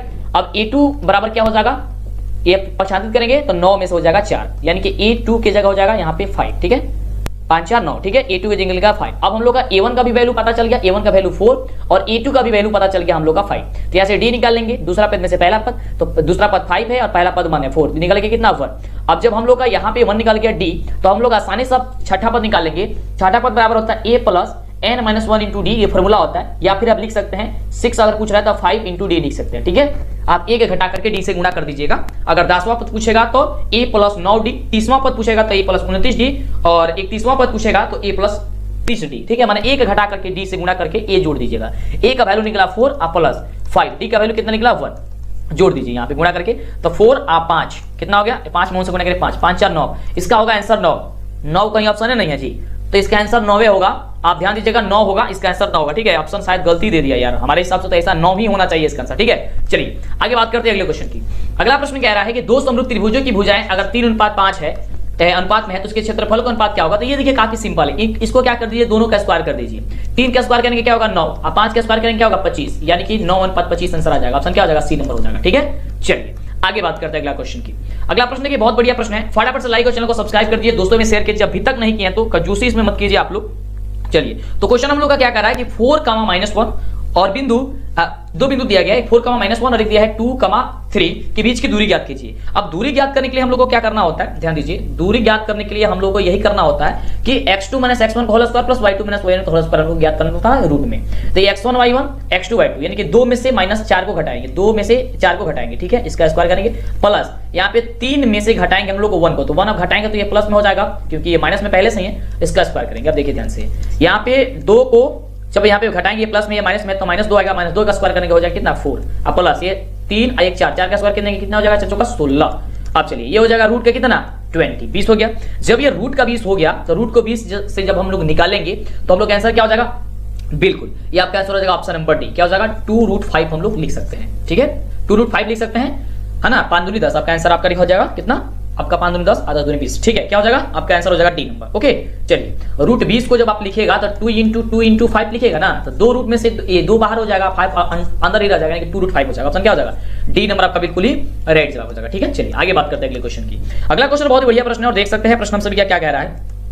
प्रश्न है कि समीकरण 2√2y² + 5y + √2 का विविधकर क्या होगा, यानी कि d का वैल्यू क्या होगा, विवेचक बताना है, तो b² - 4ac होता है, ठीक है, तो b² यानी कि 5 का स्क्वायर हो गया 25 -4 × ac, a का वैल्यू कितना है 2√2 गुणे c का रूट कितना हमारे 2। अब देखिए यहाँ पे ये आपका क्या बचा था 25, तो 25 का 25 होता है -4ac, 4 गुणे यहाँ पे देखिए 2 को रूट है, या रूट है और ये रूट है, तो 2 रूट में से एक रूट बचे, मतलब कि रूट खत्म होगा केवल 2 बचेगा, तो 2 और 2 दूनी 4, ठीक है, × 4। अब देखिए 25 और -4 चौका 16, अब 25 में से 16 यहाँ पे, यानी कि 25 में से माइनस चला जाएगा 16, तो आपका जो आंसर निकल के आएगा क्या आएगा 9, ठीक है, 9 16 कितना होता है 25 होता है। आपका आंसर क्या हो जाएगा 9, यानी कि ऑप्शन हो जाएगा आपका ए नंबर। ओके चलिए अगला देखिए, अगला बहुत बढ़िया प्रश्न है। प्रश्न कह रहा है कि बिंदु 3,4 और -3,8 को मिलाने वाले रेखाखंड के मध्य बिंदु का नियामक ज्ञात कीजिए, यानी निर्देशांक ज्ञात कीजिए। तो इसको ज्ञात करना तो काफी इजी होता है, ये काफी चुटकी में बनेगा। इसमें का पहला देखिए ध्यान से, इसमें का पहला और इसमें का पहला जोड़ करके 2 से भाग दीजिए, तो ये 3 है और -3 है, तो 0 हो जाएगा, 0/2 से भाग दीजिए 0 होगा। ये 4 है और ये 8 है, ये इन दोनों को जोड़ के 2 से भाग दीजिए, 4 है 8 12, 12 में 2 से भाग दीजिए हो जाएगा 6, यानी कि 0,6 आपका आंसर हो जाएगा ऑप्शन नंबर डी। क्या हो जाएगा ऑप्शन नंबर जो आपका डी दिया गया है, ये डी नंबर आपका बिल्कुल ही करेक्ट उत्तर हो जाएगा। अगला देखिए 46 नंबर प्रश्न कह रहा है कि एक मीनार का उन्नयन कोण उसके पाद से 21 मीटर की दूरी पर 30 डिग्री हो तो मीनार की ऊंचाई ज्ञात कीजिए। ध्यान दीजिएगा ये आपका मीनार हो गया, समझिए, ठीक है, ए बी सी कह रहा है कि 21 मीटर दूरी पे, ये 21 मीटर दूरी पे है और 30 डिग्री का ये कोण बनाता है, 30 डिग्री कोण बनाता है, तो कह रहा है मीनार को चाहिए कि ए बी बताना है, ठीक है, यानी कि 10 से हम लोग निकालेंगे इसको, तो 10 30 डिग्री बराबर क्या होगा ए बी बट्टे होगा हम लोग का बी सी, ठीक है, 10 30 बराबर होता है √3 बट्टे 1/√3, ठीक है, बराबर हो जाएगा ए बी बट्टे हो जाएगा हम लोग का बी सी, बी सी का वैल्यू कितना 21 है। अब 3 गुणा कीजिए, ए बी में 3 से √3 से गुणा कीजिएगा हो जाएगा √3 ए बी, ओके, बराबर हो जाएगा 1 में 21 से गुणा कीजिए हो जाएगा 21, ए बी बराबर अब क्या हो जाएगा 21/√3। अब इसको हम लोग क्या करेंगे परिमीकरण करेंगे, क्योंकि रूट नीचे नहीं रहता है, तो परिमीकरण जब करेंगे तो यहाँ पे हम लोग का क्या हो जाएगा, देखिए 21 गुणे √3 बट्टे रूट का यहाँ पे हो जाएगा 3 गुणे 3, ठीक है, यहाँ पे हो जाएगा रूट का 3। चलिए अब समय √3 से गुणा कर दीजिए। अब देखिए यहाँ से एक √3, यहाँ पे आपका 2 रूट हो गया, तो यहाँ पे हो गया आपका क्या चीज 21 √3 बट्टे हो गया यहाँ पे 3, तो 7 3 21, यानी कि 7√3 कहाँ पे दिया गया है ऑप्शन नंबर सी। क्या पे दिया है ऑप्शन नंबर सी में दिया गया है, ऑप्शन आपका सी नंबर बिल्कुल ही राइट जवाब हो गया। ठीक है चलिए कुछ नहीं करना, देखिए 10 30 दिया गया है तो ए बी बटे बी सी होता है, 10 30 का वैल्यू होता है 1/√3, ए बी बटे हो जाएगा कितना 21, 3 गुणा किया हमने 3√ab बराबर हो गया 21, और 21 बटे जब √3 हो गया तो रूट को हम लोग क्या किया परिमीकरण कर दिया। परिमीकरण करने के लिए उसी संख्या से ऊपर नीचे दोनों गुणा करना होता है, तो √3 से ऊपर भी गुणा कर दिया, √3 से नीचे भी गुणा कर दिए। ऊपर गुणा किए तो आया 21 √3 और नीचे गुणा किए √3 तो बच गया 3, तो 3 से कटाएंगे तो हो जाएगा 21 7 7 3 21 और 7 रूट हो जाएगा 3। ऑप्शन क्या नंबर क्या हो गया सी नंबर आपका बिल्कुल ही राइट जवाब हो गया। अगला देखिए अगला क्वेश्चन क्या कह रहा है, तो फटाफट से अभी तक चैनल को ये चैनल को सब्सक्राइब लाइक नहीं किया जल्दी से कर दीजिए। अगला प्रश्न के दो भिन्न त्रिज्याओं वाले वृत्त हमेशा होते हैं, क्या होते हैं ये तो सभी कोई बाबू जानते हैं कि समरूप होते हैं, यानी ऑप्शन नंबर जो बी होगा ये तो बी नंबर आपका बिल्कुल ही राइट हो जाएगा। अगला देखिए अगला प्रश्न कह रहा है कि कोसेक थीटा बराबर अगर 5/3 है तो कॉट थीटा क्या होगा, ये तो आप लोग बनाइए फटाफट से। आप लोग ये पता कीजिए पहले, देखिए कॉट थीटा बराबर क्या होता है, आपको हिंट कर देते हैं। कॉट थीटा बराबर आपका होता है आधार बटा का लंब होता है। क्या होता है आधार बटा का लंब होता है। जब आधार बटा का ये लंब होता है तो आप लोग आधार बटा लंब कर दीजिए, आपका आंसर निकल के चला आएगा। आंसर आपको बता देते हैं डी होगा, ठीक है 4/3 निकलेगा, ठीक है बिल्कुल। चलिए आगे बात करते हैं। अगला क्वेश्चन देखिए, यहाँ पे कुछ नहीं है, यहाँ पे कर्ण दिया गया है, ठीक है। कर्ण में से आप लोग निकाल लीजिए, यहाँ पे क्या निकलेगा, आधार निकालिएगा। यहाँ पे कर्ण बटा लंब दिया गया है, देखिए निकाल देते हैं। देखिए कर्ण बटा लंब दिया गया है, कहिएगा कि नहीं निकाले। देखिए कर्ण बटा लंब दिया गया है, कर्ण आपका 5 है, लंब आपका 3 है, ठीक है 3 है। तो यहाँ पे आप आधार निकालिए, तो 5 का स्क्वायर हो जाएगा 25 और -3 का स्क्वायर हो जाएगा 9, 16 हो जाएगा। ये 16 का वर्ग हो जाएगा 4, वर्गमूल 4 निकल के आ गया। तो 4 ये आधार ने क्या चाहा, तो आधार बटे होता है क्या चीज, ये लंब होता है। लंब आपका दिया गया कितना 3, तो 4/3 क्या हो गया, ऑप्शन नंबर डी हो गया, ठीक है। चलिए अगला क्वेश्चन, अगला प्रश्न ये आपके स्क्रीन में करेंगे। दो समरूप त्रिभुज एबीसी और डीईएफ है, इस प्रकार है कि 2ab बराबर डीई और बीसी बराबर 8 है, तो ईएफ का वैल्यू ज्ञात कीजिए। ये देखिए बहुत बढ़िया क्वेश्चन है। कह रहे कि दो आपका समरूप त्रिभुज, एक त्रिभुज आपका ये बन गया, एक त्रिभुज आपका ये बन गया, ए डी और सी, ठीक है। ये त्रिभुज डी ई और एफ है, ठीक है, ये एफ है। कह रहा है कि 2ab यानी कि ये 2ab बराबर है डीई, ये डीई है, ठीक है। और बीसी बराबर कितना है, बीसी बराबर 8 है, ये बीसी बराबर कितना है 8 सेंटीमीटर दिया गया है। तो EF का वैल्यू यानी कि इसका वैल्यू आपको बता देना है। तो सिंपल सा बस आप याद करके रखिए कि इसका वैल्यू ये क्या हो जाएगा, अब 16 हो जाएगा, यानी कि 8 दूनी भी करेंगे 16, यहां से निकल जाएगा आपका 16। अगला देखिए, अगला क्वेश्चन हो गया आपके स्क्रीन पे ये। अब रहने देते हैं 85 क्वेश्चन, क्योंकि थक चुके हैं हम भी यार। कह रहे कि निम्नलिखित एक एक क्वेश्चन को सॉल्व करके आपको बताया है। क्वेश्चन कह रहा है इसलिए वीडियो को लाइक और चैनल को सब्सक्राइब कर दीजिए। अगला क्वेश्चन कह रहा है कि देखिए यही सभी क्वेश्चन आप किसी एक एग्जाम में पूछे जाते हैं बाबू, मिस मत कीजिएगा, सारा क्वेश्चन याद कर लीजिएगा। क्वेश्चन कह रहा है कि निम्नलिखित में कौन सही है, यदि त्रिज्या r और वृत्त के क्षेत्रफल त्रिज्याखंड का क्षेत्रफल कोण p डिग्री हो तब क्या होता है। तो ये तो आपका फॉर्मूला होता है कि थीटा बटे 360 गुणे पाई आर स्क्वायर, ये वाला फॉर्मूला याद किए होंगे, लेकिन थीटा के जगह यहाँ पे p दे दिया है, ठीक है, p डिग्री दे दिया है, तो p बटे 360 गुणे पाई आर स्क्वायर होनी चाहिए। लेकिन यहाँ पे कहीं भी ऑप्शन आपको दिखाई नहीं दे रहा होगा, लेकिन एक जगह दिखाई जरूर दे रहा होगा, ऑप्शन नंबर बी में 2 पाई आर स्क्वायर। तो 2 से कटाएंगे तो हो जाएगा 360। अब तो आ गया ना, p बटे 360 इंटू पाई आर स्क्वायर। यही चीज कंफ्यूज करता है, ठीक है, क्या करता है, यही चीज कंफ्यूज करता है। अब यहाँ पे जो p बटे 360 होनी चाहिए, पाई आर स्क्वायर होनी चाहिए, ठीक है, तो यहाँ पे 2 दे दिया है, तो 2 से कटाएंगे हम 720 को, तो 360 तो हो जाएगा बिल्कुल। तो ऑप्शन क्या हो जाएगा आपका बी नंबर हो जाएगा। तो इसमें देखिए प्रश्न कह रहा है कि sec square 60 degree minus tan square 60 degree plus 1 को आपको बताना है। तो आपको क्या करना है कि sec 60 डिग्री का वैल्यू लिख लेना है, tan 60 डिग्री का वैल्यू लिख लेना है, दोनों को घटा देना है और एक को जोड़ देना है। जब आप जोड़िएगा तो आंसर हो जाएगा आपका डी नंबर, ठीक है। आपको जोड़ घटाव कर लेना है, बस आपको मान रख के। चलिए अगला क्वेश्चन देखिए, बहुत बड़े, और ये देखिए ये क्वेश्चन काफी आसान question Babu. cot 90 degree minus a बराबर क्या होता है, ये सबको पता है यार, क्या होता है, tan a के बराबर होता है। कितना होता है, तो tan a के बराबर होता है, यानी कि ऑप्शन नंबर जो आपका डी नंबर दिया गया है, ये डी नंबर आपका बिल्कुल ही राइट जवाब हो जाएगा। अगला देखिए, अगला प्रश्न सभी का बहुत शानदार प्रश्न है। प्रश्न कह रहा है कि 2 tan 30 डिग्री बटे 1 प्लस tan स्क्वायर 30 डिग्री का जो वैल्यूज होगा ये क्या होगा, बस आपको कटा के बता देना है। तो ध्यान दीजिएगा, 2 गुणे tan 30 डिग्री का वैल्यू होता है 1/√3 और 1 प्लस tan स्क्वायर 30 डिग्री, तो 1/3 का स्क्वायर कर देंगे हम लोग, √3 का स्क्वायर करेंगे और यहाँ पे √3 का स्क्वायर कर देंगे, हो गया। चलिए इसे सॉल्व करेंगे, तो 2/√3 ये हो गया, तो 2/√3 ये हो गया। उसके बाद से नीचे यहाँ पे 1 प्लस, अब 1/3 को स्क्वायर करेंगे तो 1/3 बचेगा, ठीक है। अब चलिए इसे सॉल्व कीजिए, इसे जोड़ गुणा भाग कीजिए, तो 2/√3, तो 2/√3 यहाँ पे रहने दीजिए। अब देखिए यहाँ पे 3 और 1 का इसे जोड़ कर दीजिए, 3 और 1 का ये एलसीएम कीजिएगा, 3 हो जाएगा, यहाँ पे बचेगा 1, 3 मार्क में जाएगा 3 से गुणा कर देंगे हो जाएगा 3 प्लस यहाँ पे हो जाएगा 1, यानी कि हो जाएगा 2/√3 गुणे, अब ये नीचे वाला ऊपर भेज दीजिए, तो यानी कि हो जाएगा 3 नीचे 4, तो हो जाएगा 3 दूनी 6 और यहाँ पे 4√3, क्या हो जाएगा 4√3 कटा दीजिए, तो 2 दूनी 4 3 दूनी 6, कितना हो गया 3 बट्टा, देखिए यहाँ पे 3/2√3 आपका आ गया, ठीक है, 3/2√3 आ गया। अब इसे आप कटाएंगे तो रूट का 3 हो जाएगा, यानी कि √3/2 आ गया। तो √3/2 आपको बताना है कि √3/2 जो होगा, देखिए थोड़ा सा लंबा प्रोसेस पूछा है तो हम क्या कर सकते हैं, हम तो बताएंगे ही। चलिए बाबू प्लीज, तो आप ध्यान समझिएगा, वीडियो छोड़ के न जाइएगा ना तो दिक्कत होगा, ठीक है। तो इसका आंसर हो जाएगा किसके बराबर होता है, √3/2 किसके बराबर होता है, तो 60 डिग्री के बराबर होता है। ऑप्शन नंबर हो जाएगा डी नंबर, क्या हो जाएगा ऑप्शन नंबर बाबू डी नंबर। वीडियो को लाइक करेंगे, चैनल को सब्सक्राइब करेंगे, बड़ी खुशी होती है कि जितना भी क्वेश्चन बताते हैं पढ़ाते हैं सारा का सारा क्वेश्चन आपके एग्जाम में लड़ जाता है, आ जाता है। तो अगला देखिए प्रश्न कह रहा है कि एक 6 मीटर ऊंचे खंभे की छाया पृथ्वी पर 2.3 है लंबी है, तो सूर्य का जो उन्नयन कोण होगा आपको ये बताना है क्या होगा। तो देखिए काफी आसान क्वेश्चन है, यहाँ पे आप त्रिभुज के तरीके से आप समझ सकते हैं इसको। जैसे मान लीजिए 6 मीटर आपकी इसको पहले दर्शा देते हैं एबीसी से, आपका 6 मीटर ऊंची खंभी है और पृथ्वी पर छाया कितना है 2√3 है। तो कह रहा है सूर्य का उन्नयन कोण, यानी कि आपको कोण बता देना है। तो आपको देखिए यहाँ पे लंब बटे आधार से बनेगा, यानी कि 10 के फॉर्मूला में लोग जाएंगे, 10 हो जाएगा, ठीक है, 10 से, तो यानी कि 6/2 3, ठीक है, ये 2√3, ठीक है, लंबवटी आधार। तो ध्यान दे 3 दूनी 6, यानी कि 3/√3, और √3 को 3 से कटेगा तो बचेगा √3, यानी कि हो जाएगा √3। तो √3 बताइए 10 में किसका मान √3 होता है? तो कहेंगे सर 10 60 डिग्री का मान होता है, 10 60 डिग्री का वैल्यू होता है √3। तो √3 कितना हो जाएगा? 60 डिग्री, यानी कि ऑप्शन हो जाएगा डी नंबर। समझ में आ रहा है ना? चलिए बाबू अगले प्रश्न की बात करते हैं। अगला प्रश्न देखिए क्या कह रहा है। अगला नंबर प्रश्न देखिए, बहुत ही शानदार प्रश्न पूछा गया है कि किसी मीनार की ऊंचाई अगर 15 मीटर है, जब सूर्य का उन्नयन कोण 60 डिग्री हो, तो मीनार की छाया की लंबाई जो होगी वह जमीन पर क्या होगी? बहुत ही आसान क्वेश्चन है, ध्यान से समझिएगा,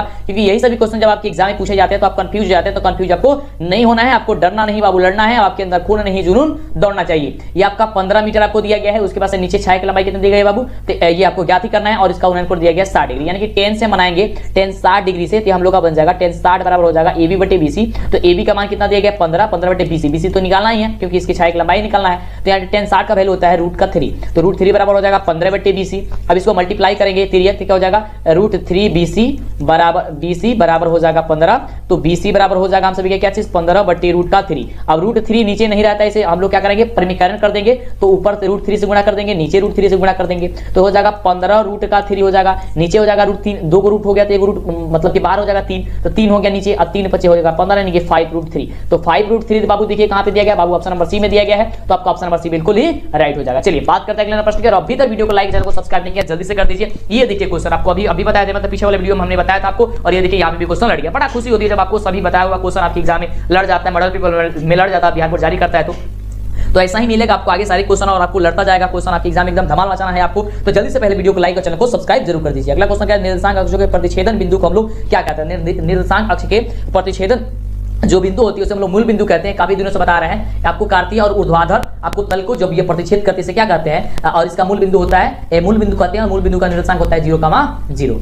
अगला देखिए, अगला प्रश्न कह रहा है, बहुत ही शानदार प्रश्न कह रहा है कि बिंदु -6, -8 किस पाद में स्थित है, आपको ये बताना है। तो हमने आपको बताया था, बार बार आपको हम बता रहे हैं, कई बार बताए हैं, देख सकते हैं। देखिए जो क्वेश्चन हमने आपको बार बार बताते हैं और वही क्वेश्चन आता है, बड़ा दिल से अंदर से खुशी होती है, हमारे बच्चे तो सभी बना लेंगे, ठीक है। तो देखिए ये हो गया आपका तल होता है, ये प्रथम होता है, ये द्वितीय होता है, ये आपका तृतीय होता है, ये आपका चतुर्थ होता है, लेकिन बार बार बताते हैं जिससे कि दिक्कत ना हो। इसमें होता है आपका टोटल प्लस प्लस, यानी कि दोनों प्लस प्लस, यहाँ पे होता है माइनस प्लस, उसके बाद ये होता है दोनों माइनस, ये होता है आपको प्लस और माइनस होता है। तो कह रहा है दोनों माइनस में है, दोनों माइनस मतलब क्या हो जाएगा? तृतीय पाद में हो जाएगा, यानी कि ऑप्शन नंबर क्या हो जाएगा? सी नंबर बिल्कुल ही राइट जवाब हो जाएगा। अगला देखिए, अगला प्रश्न बाबू हम सभी क्या कह रहा है? जल्दी से वीडियो को लाइक और चैनल को सब्सक्राइब दोस्तों में शेयर करना ना भूलेंगे आप लोग, सभी बच्चों को शेयर कीजिए, बताइए कि बहुत ही धमाल क्वेश्चन चला रहे हैं मंटू सर, तो जल्दी से वीडियो को चैनल को सब्सक्राइब कर लीजिए आप लोग भी, और देखना शुरू कर दीजिए। कह रहे हैं कि मूल बिंदु से बिंदु P sin theta into cos theta की दूरी जो होगी वो क्या होगी? तो मूल बिंदु से आपको दूरी बताना है, तो मूल बिंदु से इसकी दूरी जो होगी क्या हो जाएगी? आपका 1 इकाई हो जाएगी, क्या हो जाएगी? 1 इकाई हो जाएगी। ऑप्शन नंबर क्या हो जाएगा? बी नंबर बिल्कुल ही राइट जवाब हो जाएगा। तो अगला नंबर प्रश्न हम सभी का बहुत ही शानदार प्रश्न कह रहा है कि बिंदु R दिया गया है 1,1 और -1,5 के बीच की दूरी ज्ञात करना है। तो देखिए आपको सिंपल क्या करना है, आपको एक रूट लगा देना है, और इस दोनों में से जो दूसरा वाला मान दिया उसमें का पहला और पहले वाले में का पहले के मान को घटा के स्क्वायर करना है, यानी कि -1 को घटाना है -1 को, ठीक है, इसको करेंगे स्क्वायर, और इसी तरीके से 5 में से घटाएंगे 1 का, तो 5 में से हो जाएगा 1, इसको कर देंगे स्क्वायर, ठीक है। अब देखिए -1 और -1 कितना होगा? -2 का स्क्वायर करेंगे हो जाएगा 4, आप प्लस यहाँ पे 4 5 में से एक जाएगा, कितना बचेगा आपको? यहाँ पे बच जाएगा आपका 4 का स्क्वायर करेंगे हो जाएगा 16 और 4 कितना होता है? 20 होता है, ठीक है। अब देखिए जब 20 होता है तो 20 को आप लोग रूट से बाहर कीजिए, रूट से बाहर करेंगे कितना? 2√5 हो जाएगा, ठीक है। 2 दूनी 4, 4 5 20, यानी हो जाएगा ऑप्शन नंबर क्या? सी नंबर दिया गया। देखिए बिल्कुल आपका राइट जवाब हो गया ना, बिल्कुल एकदम आपको एकदम लाजवाब तरीके से आपको बता रहा है, और काफी जबरदस्त तरीके से। अगला देखिए क्वेश्चन, और अगला क्वेश्चन देखिए आपके स्क्रीन पे, और सभी सब्जेक्ट का आप लोग आंसर की देख लीजिएगा, इस चैनल पे उपस्थित है, इसके लिए वीडियो को लाइक कर दीजिए ताकि आपको वो सारा का सारा आपको एक एक करके मिल जाए। डिस्क्रिप्शन में भी हम आपको लिंक दे देंगे, आप सबका ढूंढ करके देख लीजिएगा। कह रहे हैं कि रेखा y बराबर 8 काल्पनिक निम्न में से किस बिंदु से होकर के नहीं गुजरेगी, ठीक है, आपको ये बताना है। y बराबर 8 काल्पनिक निम्न में से जो होगी वह किससे जो है होकर के नहीं गुजरेगी, तो याद करके देखिएगा कि 8,1 जो होगा इसका आंसर हो जाएगा आपका बिल्कुल राइट जवाब, कि इससे होकर के नहीं गुजरेगी। अगला देखिए प्रश्न क्या कह रहा है, अगला प्रश्न आपके 61 नंबर प्रश्न कह रहा है कि निम्नलिखित में से कौन सा बिंदु प्रथम चतुर्थांश में होंगे, यानी प्रथम चतुर्थांश का मतलब हो गया कि दोनों पद आपका प्लस में होना चाहिए। तो देखिए यहाँ से दोनों पद कौन प्लस में है, तो कहेगा सर ऑप्शन नंबर ए में दिया गया, तो ऑप्शन नंबर क्या हो जाएगा? ए नंबर बिल्कुल राइट जवाब हो जाएगा, क्योंकि अभी हमने आपको बताया कि चतुर्थांश में पहला जो पद होता है वो दोनों ही प्लस में होता है। अगला प्रश्न कह रहा है कि बिंदु ए बराबर दिया गया है 5,6 की y अक्ष से लंबवत दूरी आपको बताना है। देखिए y अक्ष से लंबवत दूरी ज्ञात करना है आपको, तो y अक्ष से लंबवत दूरी जो होगी वह यहाँ पे आपकी राइट जो जवाब हो जाएगा ऑप्शन नंबर 5 होगी। क्या है? y अक्ष से लंबवत दूरी यहाँ पे आपको हो जाएगा 5, ठीक है। चलिए अगले प्रश्न की बात करते हैं। अगला प्रश्न आप नोट करते जाइए, जितना भी क्वेश्चन का आपको आंसर बता रहे हैं फटाफट तरीके से, जो भी मेथड आपको बता रहे हैं। अगला प्रश्न कह रहा है कि बिंदु m दिया गया है -2, 10 और n बराबर दिया गया -8, 14 को मिलाने वाले रेखाखंड के मध्य बिंदु का नियामक। तो मध्य बिंदु का नियामक जब भी ज्ञात करना होता है तो इस तो देखिए आप इसमें का पहला और इसमें का पहला है, यानी कि पहले बिंदु में का पहला और दूसरा बिंदु में का पहला जोड़ करके 2 से भाग दे दीजिए। फिर उसी प्रकार से दूसरे बिंदु में का दूसरा और दूसरे बिंदु में पहला बिंदु में का दूसरा और दूसरा बिंदु में का दूसरा, दोनों को जोड़ के 2 से भाग दे दीजिए, यानी कि -2 प्लस -8/2 कर दीजिए। तो -2 और -8 कितना हो जाएगा, -10, -10 को घटाएंगे कितना हो जाएगा, -5, यानी कि एक बिंदु आ गया माइनस का आपका 5। चलिए उसी प्रकार से 14 में 10 जोड़ दीजिए, कितना हो जाएगा, 24 हो जाएगा। 24 में 2 से कटाएंगे तो हो जाएगा 12, यानी कि -5 कमा हो जाएगा 12, जो कि ऑप्शन नंबर सी में दिया गया है। तो जब भी अगर आपसे एग्जाम में ये पूछता है कि मध्य बिंदु का आपको नियामक बता दीजिए, तो आपको क्या करना है, इन दोनों को जोड़ के 2 से भाग दे देना है और फिर इन दोनों को जोड़ के 2 से भाग दे देना है, आपका आंसर निकल के ऑटोमेटिक चला आएगा। अगला देखिए, अगला प्रश्न बहुत ही शानदार प्रश्न है, तो जल्दी से वीडियो को लाइक करेंगे। अगला प्रश्न कह रहा है कि यदि किसी वृत्त के व्यास के छोरों की निर्देशांक जो है 6, -8 और -6, 8 है, तो वृत्त की केंद्रक का निर्देशांक आपको बताना है, यानी कि जी का आपको वैल्यू ज्ञात कर देना है, जो कि काफी आसान होता है। जी का वैल्यू आप मतलब कि जी का फार्मूला लगा करके बस इसे आप सॉल्व कर देते हैं, तो आपका फटाक देना इसका आंसर निकल के चलाएगा। क्या निकल के चलाएगा, 0, यहाँ पे 0 आएगा, क्योंकि 6, -8 है, यहाँ पे -6, 8 है, क्या हो जाएगा, ये 0, इसका निकल करके चलाएगा। अगला देखिए, अगला प्रश्न आपके स्क्रीन पे ये रहा। प्रश्न कह रहा है कि बिंदु ए दिया गया है 3, 4 और बी दिया गया है P, 1 मूल बिंदु से समदूरस्थ है, तो P का वैल्यू ज्ञात करना है। समदूरस्थ का मतलब होता है कि दोनों वह समान दूरी पे है। ये थोड़ा सा लंबी प्रोसेस है, यानी कि लंबा प्रोसेस है, हमने आपको पीछे वीडियो भी बताया था। देखिए इस प्रकार से ये होगा, ये आपका हो गया A और ये आपका हो गया B, ठीक है। यहाँ पे आपको कर लीजिए P बराबर दिया गया है आपका B नहीं, ये हो गया आपका P और P बराबर दिया नहीं गया है। यहाँ पे A बराबर दिया गया है आपको कितना 3, 4 और यहाँ पे B बराबर दिया गया है P, 1 दिया गया है, ठीक है। और यहाँ पे आपको बोल रहा है P का मान आपको क्या करना है, यानी कि X, 0 का आपको मान यहाँ पे जो है आपको वैल्यू जो है आपको दे करके मतलब इसका P का वैल्यू आपको ज्ञात कर देना है। तो आपको फटाफट तरीके से आपको बता देना है, तो इसका बिल्कुल राइट आपको यहाँ पे जब आप बता देते हैं कि ऑप्शन नंबर D नंबर होगा और +-2√6 होगा, ठीक है। थोड़ा सा समय भी ज्यादा लग गया बाबू, और इसमें थोड़ा सा लेंथी प्रोसेस है, तो हम आपको इसको सब्जेक्टिव में लेके आएंगे, ठीक है। जो क्वेश्चन को सब्जेक्टिव में लाना होता है उसे हम थोड़ी सी मतलब कि ऐसे आपको आंसर बता देते हैं। वैसे सारा टॉपिक तो बता ही दिया यार, बस आपको क्या करना है, दोनों बीच के बिंदुओं को मतलब दूरी निकाल लेना है, ठीक है। और दूरी निकाल के आप निकाल सकते हैं, इसके पीछे वाले वीडियो में हमने आपको बताया था। चलिए आगे बात करते हैं अगले प्रश्न की। अगर कमेंट करते हैं हम आपको बता देंगे, ठीक है, इसी क्वेश्चन को फिर से बता देंगे। तो नीचे कमेंट भी करते रहिए, बताते रहिए वीडियो कैसा लगता है मेरा, आप हमें जरूर बताइएगा। अगला नंबर प्रश्न देखिए, बहुत ही शानदार बहु प्रश्न है। प्रश्न कह रहा है कि A बराबर दिया गया 0,8, B बराबर दिया गया 6,12, C बराबर दिया गया -16,4 -8 से बने त्रिभुज का क्षेत्रफल आपको बाबू ज्ञात करना है कि त्रिभुज का क्षेत्रफल क्या होगा। तो त्रिभुज का क्षेत्रफल का आपका एक फार्मूला होता है कि 1/2 × x1 × y2 - y3 plus x2 × y3 - का y1 plus x3 × y1 - y2 होता है ना। यहाँ होता है 23, 31, 12। याद करने का फॉर्मूला का देखिए, याद करने का टेक्निक आपको बता देते हैं, ध्यान से समझ लीजिए। इस फॉर्मूले को याद कैसे करेंगे, इसको याद करने के लिए आपको क्या करना होगा, आपको यहाँ पे 1/2 लिख लेना है और आपको एक ब्रैकेट लगा लेना है। यहाँ पे x1 लिख लेना है और ब्रैकेट में y, y लिख लेना है, ठीक है। प्लस x2 लिख लेना है, y, y लिख लेना है। फिर यहाँ पे x3 लिख लेना है, y, y - y लिख लेना है, ठीक है। याद करने का प्रोसेस क्योंकि थोड़ा सा लंबा ये फॉर्मूला है। अब क्या करना, 23, 31, 12 बैठा देना। यहाँ पे 23 के लिए 2, 3, 23 हो गया। यहाँ पे 31 बैठाइए 3 और 1, 31 और 12। यहाँ पे 1, यहाँ पे 2। देखिए 23, 31, 12 यानी कि 1/2 x1 × y2 - y3 plus x2 y3 - y1 plus x3 y1 - y2। ये आपका फॉर्मूला निकल करके चला आया। यही आपका फॉर्मूला होता है, इसमें आपको ये रख करके बैठा देना है। ये भी आपको हिंट्स कर देते हैं, ठीक है। ये हो गया आपका A, ये होगा आपका B, ये होगा आपका C। यहाँ पे हो गया 0,8, यहाँ पे हो गया आपका 6,12 और यहाँ पे हो गया -6, ठीक है। ये आपका x1 y1, यहाँ पे x2 y2, यहाँ पे x3 y3, ठीक है। इस तरीके से बस आपको बस अब यहाँ पे मान रख लेना। अब किसको नहीं आएगा, सबको आएगा ना, बिल्कुल बाबू मान लेके बना लीजिएगा। इसका आपका आंसर बता देते हैं, आपका आंसर हो जाएगा ऑप्शन नंबर D 4 वर्ग हो जाएगा, ठीक है। 4 वर्ग इकाई हो जाएगा जब इसे आप सॉल्व कीजिएगा। अगला प्रश्न देखिए, बहुत शानदार प्रश्न कह रहा है कि बिंदु 4, -3 तथा 9, 7 को मिलाने वाले रेखाखंड को 3:2 में एक अनुपात में विभाजित करती है, तो वायु के निर्देशांक आपका जो वैल्यूज होगा वो वायु के निर्देशांक जो होगा वो क्या होगा, तो y का निर्देशांक होगा 3x7 + 2x - 3 + 2 होगा, यानी कि आपका आंसर नंबर क्या हो जाएगा, बी नंबर बिल्कुल ही राइट जवाब हो जाएगा। चलिए अगला प्रश्न की बात करते हैं। अगला प्रश्न ये रात के स्क्रीन पे प्रश्न कह रहा है, बहुत ही शानदार प्रश्न, त्रिभुज ABC में यदि कोण A + कोण C बराबर 120 डिग्री है, तो कोण B का वैल्यू आपका क्या होगा। अब देखिए ध्यान से, कह रहा है कि अगर कोण A + C बराबर 120 डिग्री है, यानी मान लीजिए एक त्रिभुज हो गया, अगर इसको और इसको मिला देते हैं तो 120 डिग्री हो जाता है। यानी कि हम लोग जानते हैं कि त्रिभुज में तीनों कोणों का योगफल कितना होता है, 180 डिग्री होता है। तो 180 में से 120 घटाएंगे तो कितना बचेगा बाबू, तो कहिएगा कि सर 180 में से 120 घटाएंगे तो 60 डिग्री आएगा, यानी कि 60 डिग्री क्या हो जाएगा, ऑप्शन नंबर बी हो जाएगा। देखिए कितना आसान है, बहुत आसान है बाबू, एकदम गर्दा मचा देनी सर परीक्षा में आपको जाकर के। ठीक है, चलिए अगले प्रश्न की बात करते हैं। कि मेरा मुंह दुख गया यार, क्योंकि लगातार आपको हम बोलते आ रहे हैं, पढ़ाते आ रहे हैं। प्लीज बाबू, तो इसके लिए वीडियो को लाइक कर दीजिए और मेरा जो मेहनत है उसको आप साकार कीजिए। आप लोग बढ़िया से पढ़िएगा, आपका रिजल्ट बढ़िया आएगा तो मेरा मेहनत जो है क्या हो जाएगा, वह सध जाएगा। ठीक है, चलिए अगला प्रश्न देखिए। अगला प्रश्न कह रहा है कि यदि त्रिभुज एबीसी तथा त्रिभुज डीईएफ में AB बट्टे DE बराबर BC बट्टे DF है, FD है, तो ये समरूप त्रिभुज होंगे जब, ये समरूप त्रिभुज तब होंगे। ये आपका दो त्रिभुज हो गया, यहाँ पे त्रिभुज बता देते हैं, यहाँ पे देख लीजिए त्रिभुज, ये आपका दो त्रिभुज हुआ, एक त्रिभुज आपका ये हो गया और एक त्रिभुज आपका ये हो गया। एक त्रिभुज आप मान लीजिए ABC है और एक त्रिभुज आपका DE और F है। ठीक है, कह रहा है AB बट्टे D है, यानी कि AB बट्टे क्या है, ये आपका D और E है, और BC बट्टे यानी कि ये BC बट्टे क्या है, FD है, F और यानी कि ये है। तब ये समरूप कौन होंगे, तब ध्यान दीजिएगा, तब इसका समरूप जो होंगे कोण B, यानी कि ये वाला कोण और कोण D।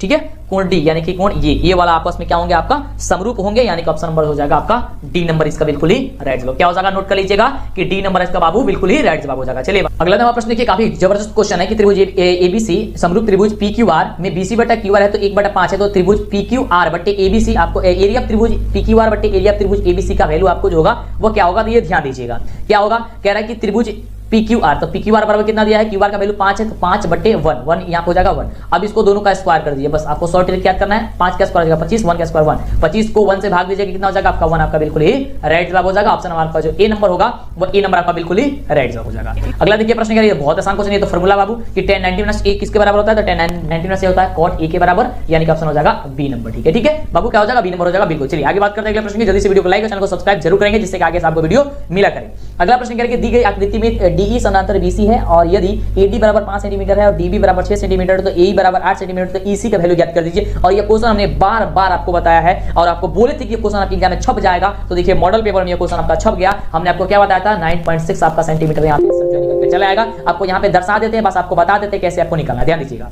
यहाँ पे कह रहा है कि AD बराबर, यानी कि AD बराबर 5 है, BD ये आपका BD बराबर 6 है, उसके बाद से AE के बराबर कितना है, 8 है, तो EC यानी कि ये वैल्यू आपको बता देना है, तो कुछ नहीं करना है। ये आपका एक फॉर्मूला होता है, ये आपका ये होता है आपका AD बट्टे होता है क्या चीज, BD होता है, बराबर होता है AE बट्टे होता है हम सभी का EC होता है। ठीक है, EC होता है। ठीक है, तो यहाँ पे 5/6 दिया गया है, बराबर 8 बट्टे कितना दिया गया है, 8 बट्टे यहाँ पे निकालना है, EC निकालना है। ठीक है, तो 3 गुणा कर दीजिए, तो 5EC हो जाएगा, EC बराबर हो जाएगा 848 हो जाएगा, तो EC बराबर कितना हो जाएगा, 48/5 कटा दीजिए, आंसर आ जाएगा 9.6। ठीक है, क्या हो जाएगा 9.6 आपका आंसर आ जाएगा। अगला देखिए, अगला प्रश्न कह रहा है, बहुत ही शानदार प्रश्न है। प्रश्न कह रहा है दो समान कोणिक त्रिभुजों में उनकी संगत भुजाओं का अनुपात सभी समान रहता है तो उन्हें क्या कहा जाता है। ये तो बहुत बढ़िया क्वेश्चन है और ये क्वेश्चन देखिए आपको सिद्ध करने के लिए भी एग्जाम में पूछा जाता है, उसे कहते हैं हम लोग थेल्स का, थेल्स कहते हैं, उसे में क्या कहते हैं बाबू, थेल्स कहते हैं, यानी कि ऑप्शन हो जाएगा ए नंबर। अगला देखिए प्रश्न, बहुत ही शानदार प्रश्न है बाबू, जल्दी से वीडियो कभी तक लाइक नहीं किया लाइक कर दीजिए, मेरा मुंह अब दुख गया है यार, बोलते बोलते बहुत बोले हैं यार उसी समय से। तो प्रश्न कह रहा है बाबू, लेकिन खत्म करना है यार, क्योंकि 100 क्वेश्चन है। अगला क्वेश्चन है कि एक बाह्य बिंदु से एक वृत्त पर कितनी स्पर्श रेखाएं खींची जा सकती है। तो ध्यान दीजिएगा, एक बाह्य बिंदु से एक वृत्त पर जो है वह कितनी स्पर्श रेखाएं खींची जा सकती है, तो याद करके रखिएगा, दिमाग में बैठा लीजिए, कहीं नोट कर लीजिए कि वह 2 रेखाएं खींची जा सकती है, यानी कि ऑप्शन क्या हो जाएगा आपका, ऑप्शन नंबर जो बी नंबर कह रहा है, ये बी नंबर आपका बिल्कुल सही उत्तर हो जाएगा। एक बाह्य बिंदु से एक वृत्त पर कितनी स्पर्श रेखाएं खींची जा सकती है। अगला प्रश्न कह रहा है आप सभी का, अगला प्रश्न है कि यदि आकृति PA तथा PB में 2 स्पर्श रेखाएं हैं, केंद्र O से गुजरती है, तो 40 डिग्री अगर कोण APO है, यानी कि P का वैल्यू, यानी कि ये आपका 40 डिग्री है, तो कोण OAB, OA और B किधर है जी, यहाँ पे ये OAB, यानी कि ये आपको ज्ञात करना है। ध्यान देंगे, आपको कौन ज्ञात करना है, आपका ये वाला A वाला का आपका कोण का मान जो है वो आपको ज्ञात करना है। तो ध्यान देंगे, ये आपका कितना दिया गया है, 90 डिग्री दिया गया है, 90 बोल रहा है, 40 डिग्री दिया गया है। तो जब ये 40 डिग्री दिया गया है, तो यहाँ पे जब आप लोग मान ज्ञात करेंगे, इसका ये दुगुना होता है। ये देखिए ध्यान से, आप ध्यान समझिएगा, ये 40 है, तो इसका ये दुगुना आपका होता है 80 हो जाएगा। ये कितना हो जाएगा, ये 80 हो जाएगा। जब ये 80 हो जाएगा तो ये भी 40 हो जाएगा और इधर वाला भी 40 हो जाएगा, यानी कि ये भी आपका 40 ही हो जाएगा। क्या हो जाएगा 40, ऑप्शन नंबर क्या हो जाएगा, ए नंबर आपका बिल्कुल ही राइट जवाब हो जाएगा। ठीक है, चलिए आगे बात करते हैं अगला प्रश्न की। अगला प्रश्न से क्या कह रहा है बाबू, तो चलिए अगला नंबर आप सभी का प्रश्न कह रहा है 76 नंबर प्रश्न की दी गई आकृति में QOR वृत्त का व्यास है तथा PQ बराबर PR है, तो कोण PQR बराबर आपका वैल्यू जो होगा वह क्या होगा, यानी कि यहाँ पे Q का वैल्यू आपको बताना है, यहाँ का आपको वैल्यू बताना है, और PR और PQ और PR बराबर है, यानी कि PR कहाँ गया जी, PQ ये और PR ये दोनों आपस में बराबर है, तब आपको बताना है। तो ध्यान दीजिएगा, इसका बिल्कुल राइट जवाब जो होगा वो 45 डिग्री हो जाएगा। कितना हो जाएगा? 45 डिग्री हो जाएगा। ऑप्शन नंबर आपका सी नंबर हो जाएगा। चलिए अगला क्वेश्चन देखिए आपके स्क्रीन पे ये रहा। प्रश्न कह रहा है, हम सभी का बहुत बढ़िया प्रश्न है। प्रश्न कह रहा है कि यदि ओ केंद्र वाले वृत्त में ए बी और ए सी दो स्पर्श रेखाएं इस प्रकार हो कि कोण बी ओ सी 118 डिग्री हो तो कोण सी ए ओ का वैल्यू ज्ञात करना है। तो बात काफी आसान है, हमने आपको कई बार बताया भी इसको। देखिए ये भी आपका वृत्त हो गई। ये कह रहा है कि इसके दो स्पर्श रेखा इस प्रकार से खींची गई है, ठीक है, इस प्रकार से खींची गई है। ये आपका केंद्र आपका हो गया। कह रहा है कि ए बी और ए सी, ए बी और ए सी, ए बी और यहाँ पे सी आप कह सकते हैं, ठीक है। ए बी नहीं, यहाँ पे ए है जी, यहाँ पे बी और सी है, ठीक है। चलिए ए बी और बी सी आपका हो गया। चलिए उससे अब इससे क्या मतलब है? कोई मतलब नहीं है, मतलब कि इससे मतलब नहीं होता है आपका, कोई भी चर मान आप रख सकते हैं, उससे मतलब नहीं है, बस हमको वैल्यू निकालना है, ठीक है। तो कोण बी ओ सी यानी कि ओ का वैल्यू यहाँ पे, यानी इसका वैल्यू आपका 110 डिग्री दिया गया है, ठीक है, 110 दिया गया है। तो आपको बताना है कोण सी ए ओ, कोण सी ए ओ यानी कि इसका वैल्यू आपको बताना है, ठीक है। यानी कि यहाँ का जो वैल्यूज है, ये वैल्यू आपका जो होगा वो क्या होगा आपको ये बताना है। तो आपका ये इसका जो है वो आधा होता है, आपको हमने पहले बताया था कि इसका आधा होता है, और ये आपका 90 डिग्री होता है, ठीक है। यहाँ आपका 90 डिग्री होता है, ये आपका 90 डिग्री होता है, ठीक है। तो ये हो जाएगा आपका 35 दूनी 70। यहाँ पे जो कोण निकलेगा यहाँ पे आपको 35 निकलेगा, ठीक है, 35 निकलेगा। ऑप्शन क्या हो जाएगा आपका 77 का ऑप्शन नंबर सी होगा बाबू, सी होगा। क्या होगा? सी होगा। चलिए आगे बात करते हैं। अगला देखिए प्रश्न बाबू बहुत ही शानदार प्रश्न है। प्रश्न कह रहा है बहुत ही लाजवाब क्वेश्चन है। प्रश्न कह रहा है कि बिंदु टी से किसी वृत्त की स्पर्श रेखा की लंबाई और 12 सेंटीमीटर है और केंद्र से टी की दूरी 13 सेंटीमीटर है, तो वृत्त की त्रिज्या जो होगी बाबू वो क्या होगी? ये बहुत ही बढ़िया क्वेश्चन है और इसका राइट जो जवाब होगा वो क्या हो जाएगा?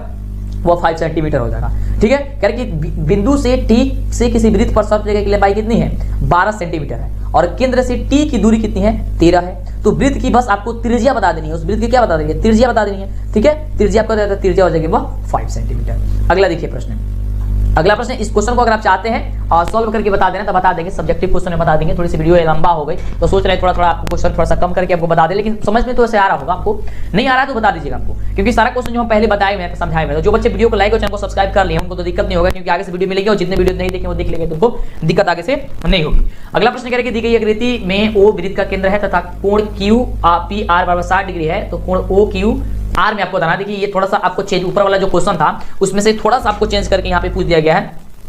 यहाँ पे आपका जो आंसर हो जाएगा आपका, ये आपका बी नंबर हो जाएगा। यहाँ पे 30 डिग्री निकलेगा, क्योंकि कोण देखिए कोण क्यू पी आर, कोण क्यू पी और आर, यानी कि यहाँ का मान जो है आपको कितना दिया गया है? 60 डिग्री दिया गया है। अब पूछ कहाँ करा है? O Q R, O Q और आर, ठीक है, ओ क्यू और आर, यानी कि यहाँ पे नीचे वाले का जो वैल्यूज है ये आपको पूछ रहा है। तो नीचे वाले का वैल्यू आपको निकालेंगे, तो यहाँ पे जब 60 दिया गया है, 60 दिया गया है, तो ये भी आपका 60 होगा, ये भी आपका 60 होगा, तब ना 6 3 18 यानी कि 180 डिग्री होगा। और 180 में देख रहे हैं कि एक और इसमें ये चला गया, यानी कि इसे यार दो भागों में बांट रहा है, तो यानी कि इसका ये 30 होगा, तब ना 30 होगा तो जाकर के आपका ये पूरा होगा बिल्कुल। तो ऑप्शन क्या हो जाएगा आपका? ऑप्शन नंबर बी नंबर हो जाएगा। बस थोड़ा थोड़ा दिमाग लगाइए, आपका आंसर सही हो जाएगा। अगला देखिए, अगला प्रश्न कह रहा है कि आंकड़े 15, 20, 84, 29, 41, 45, 60, 65 का परिसर क्या होगा? तो परिसर बार में क्या होता है? अधिकतम मान माइनस न्यूनतम मान होता है ना, बिल्कुल। तो परिसर आपको यहाँ पे निकालना है, तो परिसर आप फटाफट से निकाल दीजिए। परिसर क्या होता है बिल्कुल आप निकाल दीजिए फटाफट से। तो यहाँ आप ध्यान से देखेंगे कि यहाँ पे अधिकतम मान कौन है, यानी सबसे बड़ा वाला कौन है? तो बड़ा वाला जब आप देखिए तो यहाँ पे 84 है, 84 में से सबसे छोटा वाला मान घटा दीजिए। तो सबसे छोटा क्या है? 15, तो 15 घटा दीजिए। यहाँ पे 9, 5, 14, 9 और यहाँ पे 7 में से गया 6, यानी कि 69, क्या हो जाएगा? 69 हो जाएगा। आपका ऑप्शन नंबर जो हो जाएगा वो ए नंबर आपका बिल्कुल ही राइट जवाब हो जाएगा। चलिए अब आपको पता चल रहा होगा कि आपकी तैयारी कितनी है। देखिए जब आप मॉडल पेपर को सॉल्व कर रहे होंगे तब आपको पता चल रहा है कि आपका जो तैयारी हुई है कितनी हुई है, क्योंकि देखिए जब तक आप अंदाजा नहीं लगाते हैं, मॉडल पेपर सॉल्व नहीं करते, तब तो आपको तो सारी चीजें पता होता था कि सब कुछ पता है आपको, लेकिन ऐसा नहीं, आपको बहुत कुछ पढ़ना है अभी। तो अब लगातार जुड़ जाइए प्लीज, आपसे रिक्वेस्ट करते हैं, समय काफी कम है। और चैनल को सब्सक्राइब कर लीजिएगा जिससे कि आपको आगे से वीडियो मिला करेगा। नीचे डिस्क्रिप्शन में लिंक है, तो आप जाकर के आप सारा question, objective, subjective, model paper सारा कुछ डाउनलोड कीजिए, देखिए और भी सालों का मॉडल पेपर है और भी क्वेश्चन बैंक वगैरह सब कुछ, बहुत सारा चीज है, VVI, objective question, subjective question, तो मिल जाएगा। और लगातार क्लास को चली रही है। अगला क्वेश्चन कह रहा है कि 1, 2, 3, डैट डैट का n का समांतर मान क्या होता है? समांतर मान होता है n + 1/2 हो जाएगा आपका आंसर। ऑप्शन नंबर क्या हो जाएगा आपका? ऑप्शन नंबर हो जाएगा सी नंबर, ठीक है। चलिए अगला प्रश्न बाबू, अगला प्रश्न कह रहा है कि यदि तीन माध्य बराबर बहुलक प्लस x माध्य हो तो x का मान क्या होता है? ये देखिए, ये तो आपको काफी आसान क्वेश्चन है और आपका फटाफट से इसे बता देना है। तो इसका बिल्कुल जो राइट जवाब हो जाएगा क्या हो जाएगा? यहाँ पे 2 हो जाएगा। क्या हो जाएगा बाबू? यहाँ पर सी नंबर हो जाएगा इसका बिल्कुल ही राइट। अगला देखिए प्रश्न,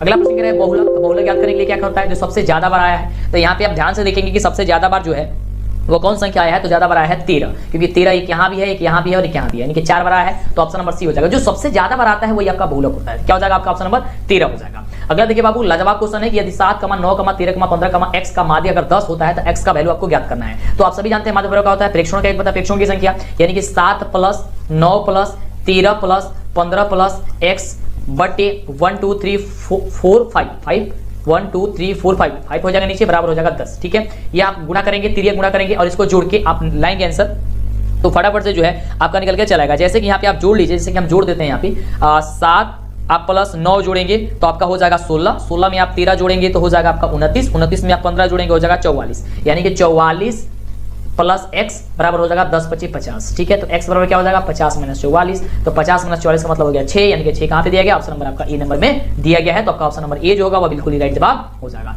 अगला देखिए, बहुत ही शानदार, ये क्वेश्चन काफी लाजवाब क्वेश्चन है, मैंने आपको कई बार बताया है, तो आपको बोले ना बहुत खुशी होती है जब आपको बता देते हैं और क्वेश्चन आपको सीधे पूछ दिया जाता है, कह रहे कि किसी घटना की प्रयोक्ता का अधिकतम मान कितना होता है। तो सभी किसी को पता है कि किसी घटना की प्रयोक्ता की जो अधिकतम मान होती है वो 1 होती है ना, 1 से ज्यादा होती है, ठीक है, ना 0 से कम होती है, यानी कि सबसे अधिकतम मान क्या होता है 1 होती है। अगला प्रश्न कह रहा है कि निम्नलिखित में से कौन सी एक घटना की प्रयोक्ता नहीं हो सकती है। तो देखिए यहाँ पे किसी घटना की प्रयोक्ता जो है कौन जो है वो नहीं हो सकती है, तो 13/12 ये कभी नहीं हो सकती है। 13/12 क्या हो जाएगा, कभी नहीं होगा, कि बहुत ही ये मतलब 0 से भी ये कम हो जाएगा। ठीक है, तो ये नहीं होगी।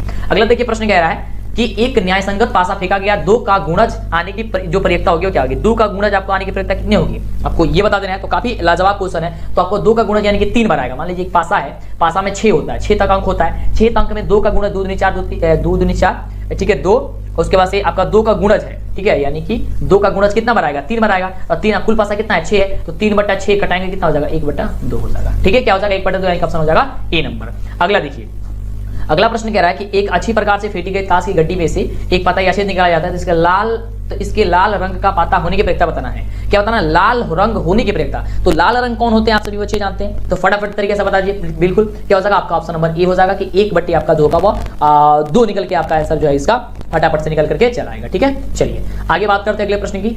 अगला नंबर प्रश्न देखिए, और ये प्रश्न आप लोग सॉल्व कीजिएगा, काफी आसान क्वेश्चन है कि 2 न्यायसंगत सिक्के उछाले जाते हैं तो कम से कम एक शीर्ष आने की प्रयोक्ता क्या होगी, एक शीर्ष आने की प्रयोक्ता आपको बताना क्या होगी, तो याद करके 3/4 होगी आपका ऐसा आंसर। ठीक है, चलिए आगे बात करते हैं अगले प्रश्न की। अगला प्रश्न कह रहा है कि 3 सिक्के को उछाला जाता है तो संभव परिणामों की जो संख्या होगी, यानी कि कितने परिणाम जो है वो आ सकते हैं अगर 3 सिक्का को उछाला जाता है एक साथ। तो 3 सिक्के को अगर एक साथ उछाला जाएगा तो 8 परिणाम आ सकते हैं। कितने परिणाम आएंगे, 8 परिणाम आएंगे। 3 सिक्का ले लीजिएगा, उसे उछालिएगा, ठीक है, और काउंट कीजिए कितने बार आएगा, वो 8 बार आएगा। अगला प्रश्न कह रहा है कि 8 सेंटीमीटर त्रिज्या वाले वृत्त के अंतःवर्ग का क्षेत्रफल ज्ञात कर दे रहे हैं। अंतःवर्ग का क्षेत्रफल आप जब ज्ञात कीजिएगा तो इसमें आप फार्मूला लगा करके बस इसे आप फार्मूला लगा देना है, ये हो जाएगा आपका 128 सेंटीमीटर स्क्वायर। फार्मूला लगा के आपको जो ये आपको गुणा कर देना है। अगला देखिए प्रश्न, अगला प्रश्न कह रहा है कि 2 वृत्तों की परिधियां का अनुपात 4/5 दिया गया, तो क्षेत्रफलों का अनुपात क्या होगा। ये तो काफी आसान क्वेश्चन है, कुछ नहीं करना है, बस इसको दोनों का स्क्वायर कर देना है। ठीक है, तो 4 का स्क्वायर हो जाएगा 16, 5 का 16 हो जाएगा 25, 16/25 कहां पे दिया गया, ऑप्शन नंबर सी में दिया गया। ऑप्शन नंबर क्या हो जाएगा, सी नंबर आपका बिल्कुल ही राइट हो जाएगा। चलिए आगे बात करते हैं अगले प्रश्न की। अगला प्रश्न कह रहा है कि अगला देखिए प्रश्न कह रहा है, अगला प्रश्न है कि यदि एक समबाहु त्रिभुज का क्षेत्रफल 9√3 सेंटीमीटर है तो इसकी भुजा क्या होगी। आपको फटाफट तरीके से इसको बना लेना, काफी आसान क्वेश्चन है, इसे बस आप सॉल्व कीजिएगा फॉर्मूला पे, तो फॉर्मूला पे इसका आंसर निकल जाएगा। भुजा बताना, भुजा का मतलब क्या है, आपको ए का मान आपको बता देना है। आपको क्षेत्रफल यहाँ पे दिया गया है, तो काफी इजी क्वेश्चन आपका राइट जवाब हो जाएगा, आपका ऑप्शन नंबर 6 हो जाएगा। क्या हो जाएगा इसका 6 आपका बिल्कुल राइट जवाब हो जाएगा। चलिए अगला नंबर प्रश्न कह रहा है कि यदि R1 और R2 त्रिज्या वाले 2 वृत्तों की यहाँ पे 2 परिधियों का योग जो है R त्रिज्या वाली वृत्त की परिधियों के बराबर होता है तो क्या होगा। ये आपके एग्जाम, ये आपका ये किताबें भी क्वेश्चन दिया गया है। इसका आंसर होता है R1 प्लस R2 बटे कैपिटल R होता है। क्या होता है, R1 प्लस R2 बट्टा बराबर कैपिटल R होता है। अगला देखिए प्रश्न, अगला प्रश्न बहुत ही शानदार क्वेश्चन है बाबू, जल्दी से अभी तक जो बच्चे वीडियो को लाइक नहीं किए लाइक कर दीजिए, चैनल को सब्सक्राइब कर दीजिए। और इसमें का चुन के क्वेश्चन, हम इस टाइप के क्वेश्चन और भी बहुत सारे बताने वाले हैं, और जितना बताए थे सारा का सारा क्वेश्चन मैंने लड़ ही गया है, और कुछ ऐसे क्वेश्चन है जो नहीं लड़ा हुआ है, आपको हम जो बताए हुए थे, लेकिन वो आगे से अभी तो बाकी था, अभी तो बाकी है पढ़ाना, तो सारा क्वेश्चन आपको लड़ जाएगा, आपके एग्जाम में दिक्कत नहीं होगा आपको, बिल्कुल ठीक है। चलिए, तो जो बच्चे हमसे पहले से जुड़े उनको तो पता है, बहुत जबरदस्त क्लास चल रही है। प्रश्न कह रहा है यदि शंकु की ऊंचाई और त्रिज्या 3 गुनी हो जाती है तो शंकु का आयतन क्या होगा। देखिए शंकु की ऊंचाई और त्रिज्या जो है दोनों जो है वो क्या हो जाती है, 3 गुनी हो जाती है, तो उसका आयतन जो होगा वो आपका क्या होगा, वह 27 गुना हो जाएगा। याद करके रखिए कितना गुना हो जाएगा, वह 27 गुना हो जाएगा। याद कर लीजिएगा, तो ये क्वेश्चन बदलेगा नहीं, क्योंकि ये क्वेश्चन आएगा तो सीधे आपके एग्जाम में यही क्वेश्चन आएगा। ठीक है, चलिए अगला प्रश्न कह रहा है, अगला देखिए अब हम लोग समाप्त करने वाले हैं, 96 नंबर क्वेश्चन तक पहुंच चुके हैं। अगला प्रश्न है कि 8 त्रिज्या वाले अर्धगोला के कुल पृष्ठ का क्षेत्रफल क्या होगा। ये देखिए, ये तो फार्मूला आया, फार्मूला क्या होता है 3πr² होता है, ये तो फार्मूला क्या होता है 3πr² होता है। चलिए बिल्कुल आगे देखिए, अगला प्रश्न क्या कह रहा है, डिस्क्रिप्शन में सबका लिंक है, और जबकि सब्जेक्ट को दबा करके आप चेक कर लीजिएगा, पहले पूरा क्वेश्चन का देख लीजिए। अगला कह रहा है शंकु के छिन्नक का आयतन क्या होता है, ये भी आपका क्वेश्चन, ये आपका क्या है फार्मूला है 1/3 पाई h into R capital R² plus R² plus R into R होता है। ठीक है, ये आपका हो जाएगा ऑप्शन नंबर ए। अगला देखिए, अगला प्रश्न कह रहा है, अगला प्रश्न आपके स्क्रीन पे ये रहा। प्रश्न कह रहा है कि परीक्षा से पहले 5 मॉडल पेपर का टेस्ट देना मत भूलिएगा, क्योंकि यहीं से आपकी परीक्षा में क्वेश्चन आएगा और इससे आपको अंदाजा लगेगा कि आपकी तैयारी कितनी हुई है, क्योंकि यहाँ पे रिजल्ट भी आपको दिखाएगा। जिस प्रकार से आपके यहाँ पे क्वेश्चन पूछा जाएगा सीधे आपकी परीक्षा में ऐसा ही क्वेश्चन रहेगा। इसके लिए आपको गूगल के क्रोम ब्राउजर में जाना है और आपको यहाँ पे सर्च करना है DLS एजुकेशन, जो चैनल का नाम है। जल्दी से सर्च कीजिए या फिर नीचे डिस्क्रिप्शन में लिंक दे दिया गया है। आपके सामने यहाँ पे आएगा DLS एजुकेशन ऑफिशियल, आपको ऑफिशियल पे क्लिक करना है। क्लिक करते ही आपके सामने देख सकते हैं, यहाँ पे आपके सामने आ जाएगा बिहार बोर्ड मैट्रिक परीक्षा मॉडल पेपर लाइव टेस्ट। यहाँ पे लाइव टेस्ट होगा और आपको 5 मॉडल पेपर का हर एक सब्जेक्ट होगा, वो कोई भी सब्जेक्ट हो, इस पे आपको क्लिक करना होगा। क्लिक करते ही आपके सामने यहाँ पे आ जाएगा और पूरे मॉडल सेट का यहाँ पे देख सकते हैं विज्ञान का सबसे पहले आएगा, फिर मैथ का आएगा, गणित का, फिर सामाजिक विज्ञान, फिर हिंदी, फिर संस्कृत, इस तरीके का आपका आएगा टेस्ट। और यहाँ पे देखिए एक एक मॉडल पेपर का आप टेस्ट दीजिए। जैसे कि पहले वाला यहाँ पे साइंस का दिया गया है, तो यहाँ पे क्लिक कीजिएगा तो आपके सामने यहाँ पे क्वेश्चन आ जाएगा। देखिए किस तरीके से देना है, आपके सामने इस तरीके का आएगा पेज, तो यहाँ पे स्टार्ट लिखा हुआ मिलेगा, तो आपको स्टार्ट पे क्लिक करना है। ध्यान देंगे काफी बच्चे कंफ्यूज रहते हैं कि टेस्ट कैसे देना है, तो यहाँ पे आपको स्टार्ट पे क्लिक करना है। जैसे आप स्टार्ट पे क्लिक कीजिएगा तो आपके सामने कुछ इस प्रकार से आएगा। यहाँ पे आपको देखिए क्वेश्चन पूछा जाएगा और यहाँ पे आपके सामने ऑप्शन होगा, ठीक है। तो यहाँ पे आपको क्लिक करते चले जाना है, ठीक है। यहाँ पे सही और गलत दिखा देगा, उसके बाद आगे पे क्लिक कीजिएगा तो ये नेक्स्ट क्वेश्चन आएगा। और इस तरीके से आपको जो भी क्वेश्चन आपको पता होगा तो आपको फटाफट से करके और आगे पे क्लिक करके चले जाना और लास्ट में आपको रिजल्ट दिखा देगा कि आपका रिजल्ट कितना हुआ है। तो सभी सब्जेक्ट का यहाँ पे तो जल्दी से टेस्ट दे जाकर के, समय काफी कम है बाबू और यहीं से क्वेश्चन आपके एग्जाम में आएगा। अगला क्वेश्चन है गोला का व्यास अगर 42 सेंटीमीटर है तो इसका पृष्ठ क्षेत्रफल जो होगा वह क्या होगा, आपको ये बताना है। अगर व्यास दिया है तो त्रिज्या निकाल लीजिए, त्रिज्या निकालने के बाद आपका पृष्ठ क्षेत्रफल ज्ञात कर दीजिए फॉर्मूला से। त्रिज्या निकालेंगे क्या होगा, 42/2 क्या कितना 21 हो जाएगा। त्रिज्या r निकल गया, चलिए r आपका 21 निकल गया, 21 निकल गया तो पृष्ठ क्षेत्रफल आपको बस आपको गुणा कर देना है। तो इसका राइट जवाब हो जाएगा ऑप्शन नंबर 3। आपको बता देते हैं आंसर, क्योंकि हम निकाल चुके हैं पहले 5544 का आंसर। कह रहे कि बेलन की ऊंचाई 14 सेंटीमीटर है और बेलन की वक्र सतह का क्षेत्रफल जो है 264 सेंटीमीटर है। तो इसका आयतन बस आपको ज्ञात कर देना। क्या है, ऊंचाई दिया गया है और बेलन का वक्र सतह का क्षेत्रफल आपको दे दिया गया है, ठीक है। तो क्षेत्रफल से और सारी चीजें निकाल लीजिएगा और आयतन को फॉर्मूला से निकाल लीजिएगा। इसका आंसर बता देते हैं, आंसर हो जाएगा आपका ऑप्शन नंबर डी नंबर, ठीक है।